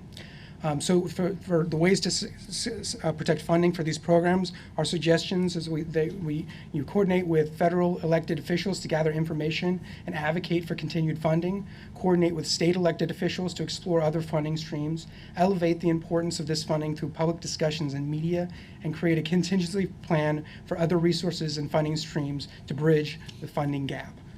So thank you for this opportunity to discuss this incredible value provided by these programs for New York City tenants. We look forward to your continued support in protecting and enhancing our services. Really appreciate the thoughtful testimony and your time today. Thank you for. Oh, question from Councilmember Shulman. I have a question. Does the private sector do any investment in anything that you guys do? I'm just curious. Because now is a time to figure out where we can get resources from. In terms of investment, do you mean contributions and fundraising? Anything in terms of partnering or anything like that, or anything maybe that the council can look into in that vein. So just asking, just putting it out there. I would say for the center, we do have a mix of funding. We are looking into that a little bit more because we do have a majority of government grants, so it's something that we are exploring, and any support that we could get from the council would be very much welcome. Great. Thank you. Okay. Yeah, and we do engage in fundraising. However, it's the volume of that is just not sufficient. We have a huge budget, and absolutely. the federal funding is crucial to making payroll. So no, totally understood. I'm not saying in place of. I'm just saying if there's anything that we could do to supplement and complement what you do. I appreciate that. Thank you. So NIMIC, for other projects, I think there is more of a mix of public and private funding. For our housing project, we are almost entirely government funded. And I will say we administer a grant that is a private grant for rent assistance. So we are able to provide some help through that. We also administered an EFSP grant. That those funds were paused, and that was really, I think that grant, we were able to, it's a month or two of rent, but it's a month or two of rent that can be the vital thing at the end of a long eviction process to prevent an eviction. So those sorts of things, that was, paused, and that actually has been a real drawback, but we're trying to supplement that with, the small amount of funds that we get from a private Understood. grant. Okay. No, thank you. I appreciate that. Great. Thank you so much. Our next panel will be Kate Tishus from Collective Public Affairs, Joni Billy from Power Play NYC, Yesenia Mata from La Colmena, and Emmy Basir from City Meals on Wheels. Following that panel, we'll have a hybrid panel including Christopher Leon Johnson in person and Janice Holt, Sierra Kraft, Mai Chang, and Andy Bowen all online. Thanks. Feel free to testify in whichever order you are also moved. Good afternoon, chairs and council members. My name is Yesenia Mata, the executive director of La Colmena, an immigrant rights organization on Staten Island. Our mission is to empower the immigrant worker through education, culture, organizing, and economic development. And today, I am here with our nonprofit sisters from Staten Island. Earlier, you heard from Miranda, La Colmena's organizing coordinator, who at once was a volunteer to now being the leading organizer at La Colmena, empowering immigrant workers to advocate for themselves, and who through the support of La Colmena won her asylum case and is now a U.S. citizen. So I'm proud to see Miranda here today testifying. This is just an example of the important role that La Colmena plays in the lives of immigrant workers on Staten Island. As Miranda mentioned, we hold regular community sessions to hear directly from our community, and with the support of our trusted consultant attorneys, we hold consultations to provide accurate, reliable information. Too often, our community comes to us after encountering misinformation, especially online or through word of mouth. In some cases, community members have been misled by individuals claiming to be attorneys, claiming that they can offer a speedy citizenship process, going as far as creating fake USCIS documents and impersonating judges, which is completely insane, and we are afraid that it may increase. More recently, we've seen people arriving at our doors with deportation notices or unsure how to navigate the new immigrant registry requirements. And this is why I'm here to highlight the critical work we've been doing. We thank you for your support in the past, but we urge you to please continue protecting and expanding city funding for immigrant serving organizations, especially in Staten Island. And to the point mentioned earlier about our Congress member Nicole Meletakis, there's no support that immigrant groups like La Colmena will receive from her. On the contrary, she keeps pushing her far-right and racist agenda. So this is why, if at a federal level we cannot be supported, then we know we can count on you. Please don't forget about La Colmena. Please don't forget about Staten Island. Thank you for your time and for your continued commitment to justice. Thank you so much. Hi, good afternoon, Chair Brennan, Chair Ressler, and esteemed committee members. My name is Janae Billy, and I am honored to serve as the Senior Director of Strategic Partnerships and External Affairs at PowerPlay NYC. On behalf of our executive team, I want to express our sincere gratitude for your leadership and continued support of youth-serving organizations across the city. For 27 years, PowerPlay NYC has remained steadfast in its mission to empower girls, primarily BIPOC youth, from under-resourced communities through sports-based youth development. Each year, we serve over 1,000 youth across all 5 boroughs of New York City, helping them grow stronger physically, emotionally, and academically. Our free programs, offered in partnership with Title I schools and community-based organizations, serve as lifelines for many young people who would otherwise have no access to safe spaces for physical activity, mentorship, or leadership development. Play equity is at the heart of our theory of change. Research confirms that what we see every day, when girls, particularly Black and brown girls, have access to high-quality, trauma-informed, culturally relevant sport programs, they are more likely to thrive in school, graduate, pursue college, lead in confidence, and serve as change makers in their communities. Yet, when girls are not engaged by the age of 14, the door often closes for good. This moment is make or break, and PowerPlay stands in that gap. Unfortunately, a growing wave of anti-DEI rhetoric and policy at the federal level is threatening our ability and the ability of countless peer organizations to continue this critical work. Nearly half of PowerPlay's budget is supported by a federal grant. But the chilling effect of these directives is not limited to public dollars. Private funders are also following suit. In the past year alone, we've seen a foundation specifically supporting Black girls rescind a $25,000 pledge grant, citing a sudden and widespread pullback from their own funders. Corporate donors has halted DEI-driven giving, Foundations have quietly dismantled their equity commitments, and all of this has happened with no roadmap, no transparency, and no warning. We are navigating an increasingly volatile philanthropic landscape, not because our work is less effective or less needed, but because it's explicitly rooted in equity. Let me be clear, this is not just a funding crisis, it's a moral crisis. Efforts to defund or delegitimize DEI initiatives jeopardizes decades of progress made on behalf of marginalized communities. They send a dangerous message to our young people that their identities, experiences, and futures are political liabilities. Now more than ever, we need the City Council's partnership to sustain this work. Restoring and expanding local investment is not only vital to Power Play's operations, it is unequivocal statement that New York City will not waver in its commitment to equity, justice, and the well-being of its young people. We cannot afford to lose momentum. We cannot afford to lose another girl to the margins. Thank you for the opportunity to testify today and for your ongoing commitment to youth in New York City. Hi, thank you, Chairs Ressler, Brandon, and members of the committee for the opportunity to testify today and for giving this crisis in federal funding the attention it deserves. My name is Emma Basir. I am the Senior Policy Associate at City Meals on Wheels, and I'd like to focus my comments today on the crisis in food insecurity among older adults and why the city must act to protect these programs to make sure that older homebound adults have access to food now more than ever. Federal threats to SNAP, Medicaid, the Emergency Food and Shelter Program, as many of our partners have cited today, as well as other programs, have plunged the sector and those who depend on it into uncertainty about what programs will remain open and the future of nutrition assistance. We've already heard directly from meal recipients that they're afraid their regular home-delivered meals will not continue or their SNAP benefits will be reduced or lost entirely. We know that without that one meal a day, hunger will increase dramatically, which would worsen an already severe crisis of food insecurity among older New Yorkers. As the city braces for federal cuts, we must prioritize those in most need for the resources we do have. Given the rapidly rising number of older New Yorkers and the years of disinvestment in aging programs, any further cuts to programs would be absolutely devastating to older New Yorkers. Home-delivered meals, for example, is a hugely impactful program. Our recent research showed that 87% of participants said that HDM allows them to remain in their homes. 85%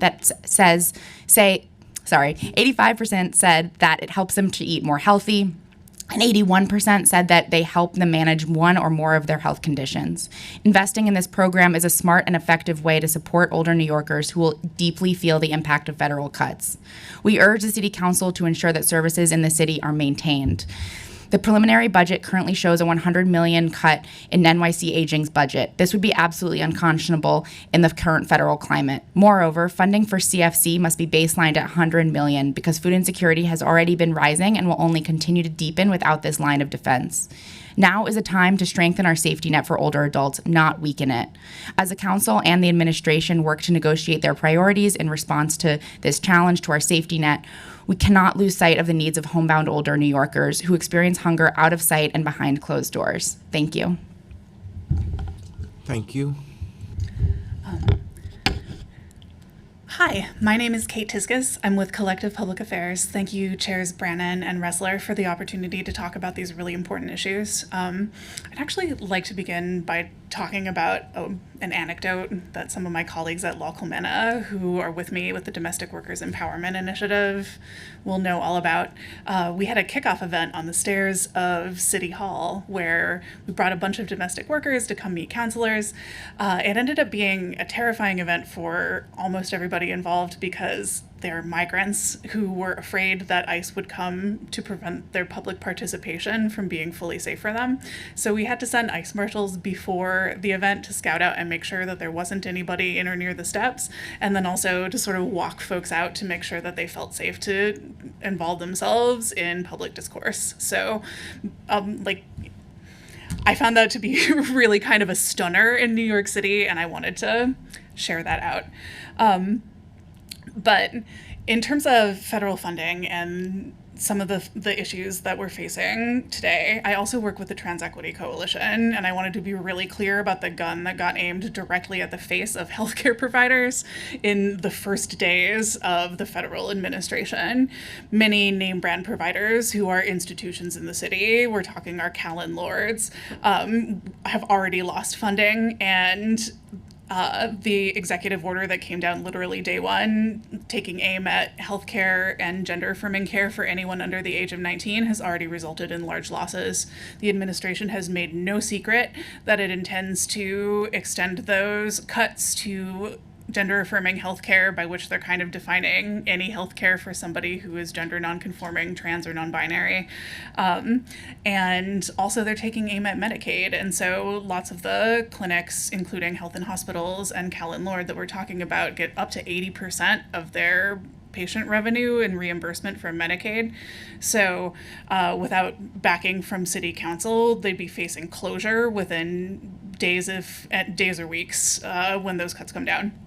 So I wanted to back the City Council's courageous executive budget response, which already includes $15 million as a hoped-for fund for backing up gender affirming care for people under the age of 19. It also has $6 million in the executive budget response for 100 new beds for runaway and homeless LGBT youth, because as you can imagine, with things this bad in New York City, they're even worse elsewhere. And so we're already experiencing, my colleagues who are service providers are telling me, we're already experiencing an influx of people who are running here hoping to find some kind of shelter and solace. So the fear that there will just be a lack of access to basic healthcare is real, and Health and Hospitals in specific has been sort of the city leader. So we really appreciate their courage and your courage in backing them up. Thanks. Thank you so much, and thank you to this great panel. We really appreciate your... Oh, sure. Thank you. Sorry. So I just wanted to echo what you said. I'm chair of the Health Committee, and we've done not only in terms of funding, but legislation to make sure that records are not accessed, all of that. So we have that. We actually have a number of trans bills coming up in June for a hearing. So just so you're aware that I'm on. I'm working closely with Tiffany Caban. The other is that we did talk to the private hospitals, and some of them are doing it just quietly so that they don't get the federal government to come down on them and stuff. But there is one hospital, I'm not going to name it here, that was an issue, and so I've pulled my funding from there, and as has Councilmember Caban. So I just want you to know that we're doing stuff not just financially, but legislatively as well. So. Thank you so much, Councilmember Schulman. And with that, we're going to call up our next panel. We really appreciate you all being with us today. We have Christopher Leon Johnson in person, and on Zoom we have Miss Janice Halt from the Central Harlem Senior Citizen Center, Sierra Kraft from the I Care Coalition, Mai Chang from AFI, from Asian Americans for Equality, and Andy Bowen, who I don't know if she still works for the Adams administration, but they have signed up to testify. Can you hear me? Yeah, go ahead. Hello, Chairs Brannon and Chairs Ressler and Chair Shulman. My name is Christopher Leon Johnson. I'm here to testify, show my support to all these nonprofits here in the city of New York. I'm here to say this right now that, look, these nonprofits need to keep their funding, but I think that you're the chair of finance, Mr. Brannon. You have really control how that money get distributed through these, through the city, through the mayor's office. You should have introduce some bills to subpoena these members of the mayor's office to testify here. I don't know why they didn't show up, but everybody know why they didn't show up is because that Eric Adams is out the door. He's out. He don't care. He know he's done. You know, the next mayor is going to be Andrew Cuomo. I know I'm being political, and there's nothing that nobody here could do about it. I'm calling on the city council to sit down with the incoming Cuomo administration to fix this stuff. You know what I'm saying? Cuomo's going to get a lot of things done, and it is what it is. I believe that none of these nonprofits going to be cut with their funding. None of the social programs going to be cut with the funding. What need to start happening is the city council need to stop having these parties, these little pointless parties, when they give out awards to in city hall chambers. They need to stop having this stuff. Not only they need to stop having that, they need to stop sponsoring these pointless parties, but all they do is they honor the people that get them to city council, into the state assembly and state senate. You stop the parties, you stop the nonsense. I think that's really nonsense, just having parties all day.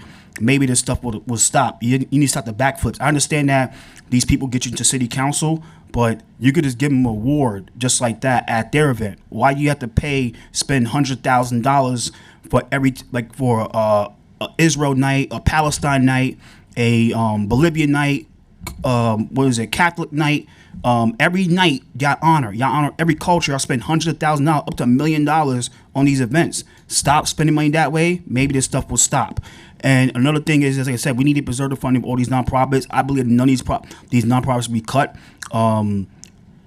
Eric is done. Like I said, Eric don't give a crap no more what's going on in the city. He know he's done. He just doing it because he's trying to weaponize his mayor position, like these nonprofits, like the one that spoke here, like Local Mena, to support him for mayor. If you don't support me for mayor, you're not gonna get what you want out of our budget. But everybody knows what's going on here. That's why he's running as an independent. But going forward, Mr. Brandon, you're one of the most powerful people in the city council. You should have made your poll like you always do with your other members here and subpoenaed the mayor, had the mayor bring his people here. And if they did it, they would cut your funding off. But like I said, you're running for controller, and everybody know you are. But if you really care about these people here, you could have easily done that, because you got a lot of you use a lot of members to do what you want them to do, but you couldn't get the mayor to do what you want him to do. Come on, man, like that's not right. You're running for controller, bro. All right. Thank you very much for your testimony. And with that, we will shift to folks who are online. I can just call people out to keep it moving. Why don't we start with Ms. Holt, and we'll follow that with Ms. Kraft. Good afternoon, members of the committee. Can you hear me? We can hear you. Okay. Thank you for the opportunity to testify today about the important issues of federal funding changes and their impact on New York City. My name is Janice Holt, and I'm on the Central Harlem Senior Citizen Board of Directors, as well as a senior at one of its centers. I appreciate the chance to speak to you before today and commend your leadership on issues that significantly affect human service organizations in New York City. Central Harlem Senior Citizen Center is a nonprofit organization with a $2.5 million budget dedicated to enhancing the healthy living of over 4,500 seniors in Harlem. We achieve this through education, socialization, and advocacy, while also working to uphold and affirm their dignity, self-worth, and pride in New York City. Federal funding plays a critical role in the operation of our city's essential services. Recent developments at the federal level suggest that we may face significant changes in the availability of these funds. The constantly shifting financial landscape raises concerns about city contracts that involve federal funding, particularly those affecting Central Harlem Senior Citizen Center and the Department for the Aging. Such changes could have serious consequences for the essential service and overall well-being of our seniors. It is important to recognize that federal funding supports our city in various areas, including human services, education, healthcare, housing, and transportation. Any restructuring or reduction of these funds would jeopardize the programs and services that many adults rely on. In recent years, fluctuations in federal support have strained our city's budget and impacted crucial service. Currently, the economic landscape in New York City is fragile, particularly as we recover from recent challenges. Any reduction of federal funding would impede our progress and threaten the stability of our essential programs. It is vital to examine the areas most at risk, such as community resources, including health service, meal support, transportation options, social activities, technology assistance, housing alternatives, financial support, and caregiver resources. These are crucial for helping senior age in place safely and independently. We must also consider how these changes will disproportionately affect our vulnerable population, especially our older adults in our city. I believe that New York State has explored various sources of revenue, such as increasing taxes or expanding economic activities. However, the challenges lies in the timeline and implementation of these alternatives. The immediate reduction in federal aid has led to significant shortfalls in these services, which cannot be as easily compensated for in the short term by alternative. Time has expired. That's it. If you want to wrap up your sentence, or if there's one more, Okay, cuts to the federal aid can result in inefficient allocations of the state resources for seniors and negatively impact critical services. it is essential to evaluate both short-term and long-term impacts on seniors, especially those who depend heavily on these services. Thank you again for the opportunity to testify about the important issues of federal funding and their impact on the New York City seniors. Thank you so much, Ms. Halton, for your advocacy for Harlem seniors. Next up, Ms. Kraft, followed by Mai Chang. You may begin. Hi, good afternoon, Chair Ressler and Chair Brannon. Thank you for holding this oversight hearing and the opportunity to provide testimony. My name is Sierra Kraft, and I'm the Executive Director of the iCare Coalition. We're a citywide collaborative of legal service providers working to ensure that unaccompanied immigrant children in New York City have access to free legal representation. I'm here to speak about the devastating fallout from the near total termination of the federal unaccompanied children program. Almost all of the federal support for legal screenings, representation, and court support for unaccompanied children in ORR custody was eliminated. And the consequences here in New York are immediate, severe, and still unfolding. In New York City alone, that's more than 1,100 children with open immigration cases that lost legal access services overnight. These are young people who already are living in our communities, attending school, rebuilding their lives, and trying to recover from the trauma they've experienced. Most are living in Brooklyn, Queens, and the Bronx, and now they're being forced through complex deportation proceedings without a lawyer, often without understanding what's being asked of them. So statewide, the cuts amount to nearly $18 million lost in funding, and in New York City specifically, that is about $14 million to legal service providers. The funding supported more than 26,000 children nationally and nearly 8,000 here in New York City. And many of these organizations have spent decades doing the work, building trust and expertise. And some of the providers have already begun staff layoffs. Others are still struggling to decide whether they can keep the programs running at all. And even with no funding, many providers are still representing children because ethically they can't just walk away from these children. Staff are working around the clock and supporting cases pro bono, but it's definitely not sustainable. The legal ecosystem that's been established is going to be dismantled if we don't act. And all of this is happening as the climate for immigrant youth is continuing to grow more hostile. Children are telling us they no longer feel safe.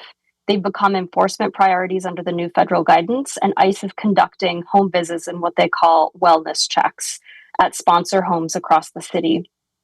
We can't normalize this, and we can't keep expecting frontline providers to shoulder this burden with no funding, no relief, and no plan.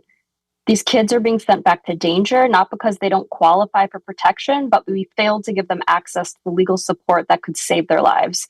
Without an attorney, their chance of remaining safely in the U.S. is over 90%, and without one, that drops below 15%. These are our kids. They're living in our neighborhoods, and they're New York's responsibility, and we're failing them if we don't act. We can't wait for someone else to fix this, so we are urging Council to provide emergency funding now and to increase support for iCare providers through the Unaccompanied Minors and Families initiatives. Our request is $6.297 million, and this funding is essential to stabilize the city's legal services and to ensure immigrant children don't fall through the cracks. This isn't just about legal access, it's about dignity, safety, and stability. Thank you for your time and leadership. Thank you so much, Ms. Kraft, and for your critical advocacy for immigrants and immigrant youth and immigrants in need of legal services. With that, Mai Chang from AFI. You may begin. Thank you. Good afternoon, Chair Brannon, Chair Ressler, and members of the committee. I'm Mai Chang. I'm the Chief of Staff of Asian Americans for Equality. I'd like to thank the Council for your support of so many of AFI's programs that range from access to health benefits to affordable housing and small business services that serve over 35,000 people a year. As you know, the folks who use our programs face growing hardship as the resources they rely on are cut. As providers, we're also concerned about the sustainability of our programs, and I'll highlight a few of the impacts that we're seeing. AFI operates 3 food pantries, and in fiscal year 24, 5,280 households participated in our food pantries, where we distributed 79,000 pounds of food. The need's always been greater than what we've been able to provide, but recently we've been asked by one of our funders to halt spending due to the uncertainty of reimbursement. We had also planned for a new pantry that was to begin distribution this month, but it was canceled when our partner informed us that there's no longer funding for it. In our small business work, where last fiscal year we canceled over 1,200 clients, made 144 loans, and dispersed $9.6 million, we rely on grants from SBA and U.S. Treasury's CDFI fund. We've seen the administration slash employment at SBA and eliminate the CDFI fund. As you know, small businesses have suffered from a series of hardships from the COVID pandemic and hybrid and remote work, and now they face potential impacts of tariffs. More than ever, we need the resources to support small businesses who are unable to access capital from traditional financial institutions. And we'd like to thank the speaker for her support of AFI through the creation of the city's CDFI fund. We're committed to fighting to continue these services for small businesses. In our 1,000 unit portfolio of affordable housing that ranges from Chinatown on the Lower East Side to Flushing, Bay Ridge, Chelsea, and Harlem, proposed federal cuts to Section 8 and STAT benefits are going to have detrimental effects to families having to choose between buying food and paying rent. Affected families are going to face hardship, and reduced rent collection also means financial hardship for the buildings that then will not have the resources to be maintained. And finally, we're going to face challenges in building new affordable housing projects, and we have some in the pipeline in Crown Heights and the Far Rockaways as well. And it'll be challenging to move those forward when we're looking at potentially major cuts in Section 8 and where there's uncertainty in federal pass-through funding for other resources as well. And then we're looking at uncertainty in the cost of materials. Nonprofit developers pay for these risks in the form of higher borrowing costs, and we guarantee all of the cost overruns for projects. So a single bad project can bankrupt almost any nonprofit, and that's the risk that all nonprofit developers are facing right now. Thank you so much for your support of organizations like ours and the opportunity to provide testimony during such a crucial time for New Yorkers. Thank you so much, and we very truly appreciate the amazing work that AFI does day in and day out, year in and year out. So thank you for being with us and for your hard work and for your insightful testimony. And last up for today's hearing is Andy Bowen. You may begin. Hi, Andy Bowen here. I haven't worked for the Adams administration for 5 whole days now, and I'm reporting for duty to my comrades. Thanks for taking me late. Thank you to Council, Chairs Ressler and Brandon, Councilmember Schulman, for this hearing and fire budget response, acknowledging the unprecedented nightmare of these cuts. Just for a little bit of background, I'm 3 days into my new thing, which is starting a new organization called the Popular Front Project, which is a trans-led organization dedicated to fighting the fascist destruction of social, medical, and other material resources that our vulnerable communities need to survive and thrive. I say the lack of urgency from blue government bodies nationwide, but also the state government, yourselves excluded, is morally appalling.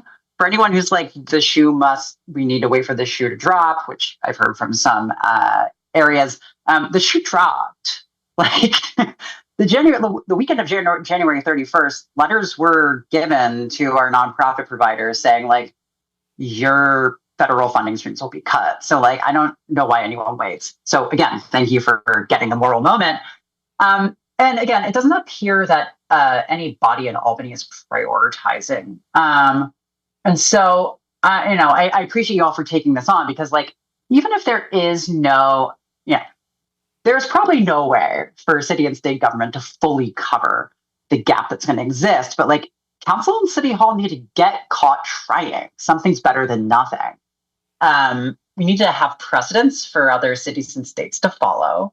And I'm going to say, council members, I would love to know, and this is maybe an offline conversation, how you can use your power to aggressively advocate beyond what I'm sure you've done with your powers in the governor's office and state legislature. Because the idea that a contingency fund for queer orgs and others would be a dead letter right now in the budget is, again, morally appalling.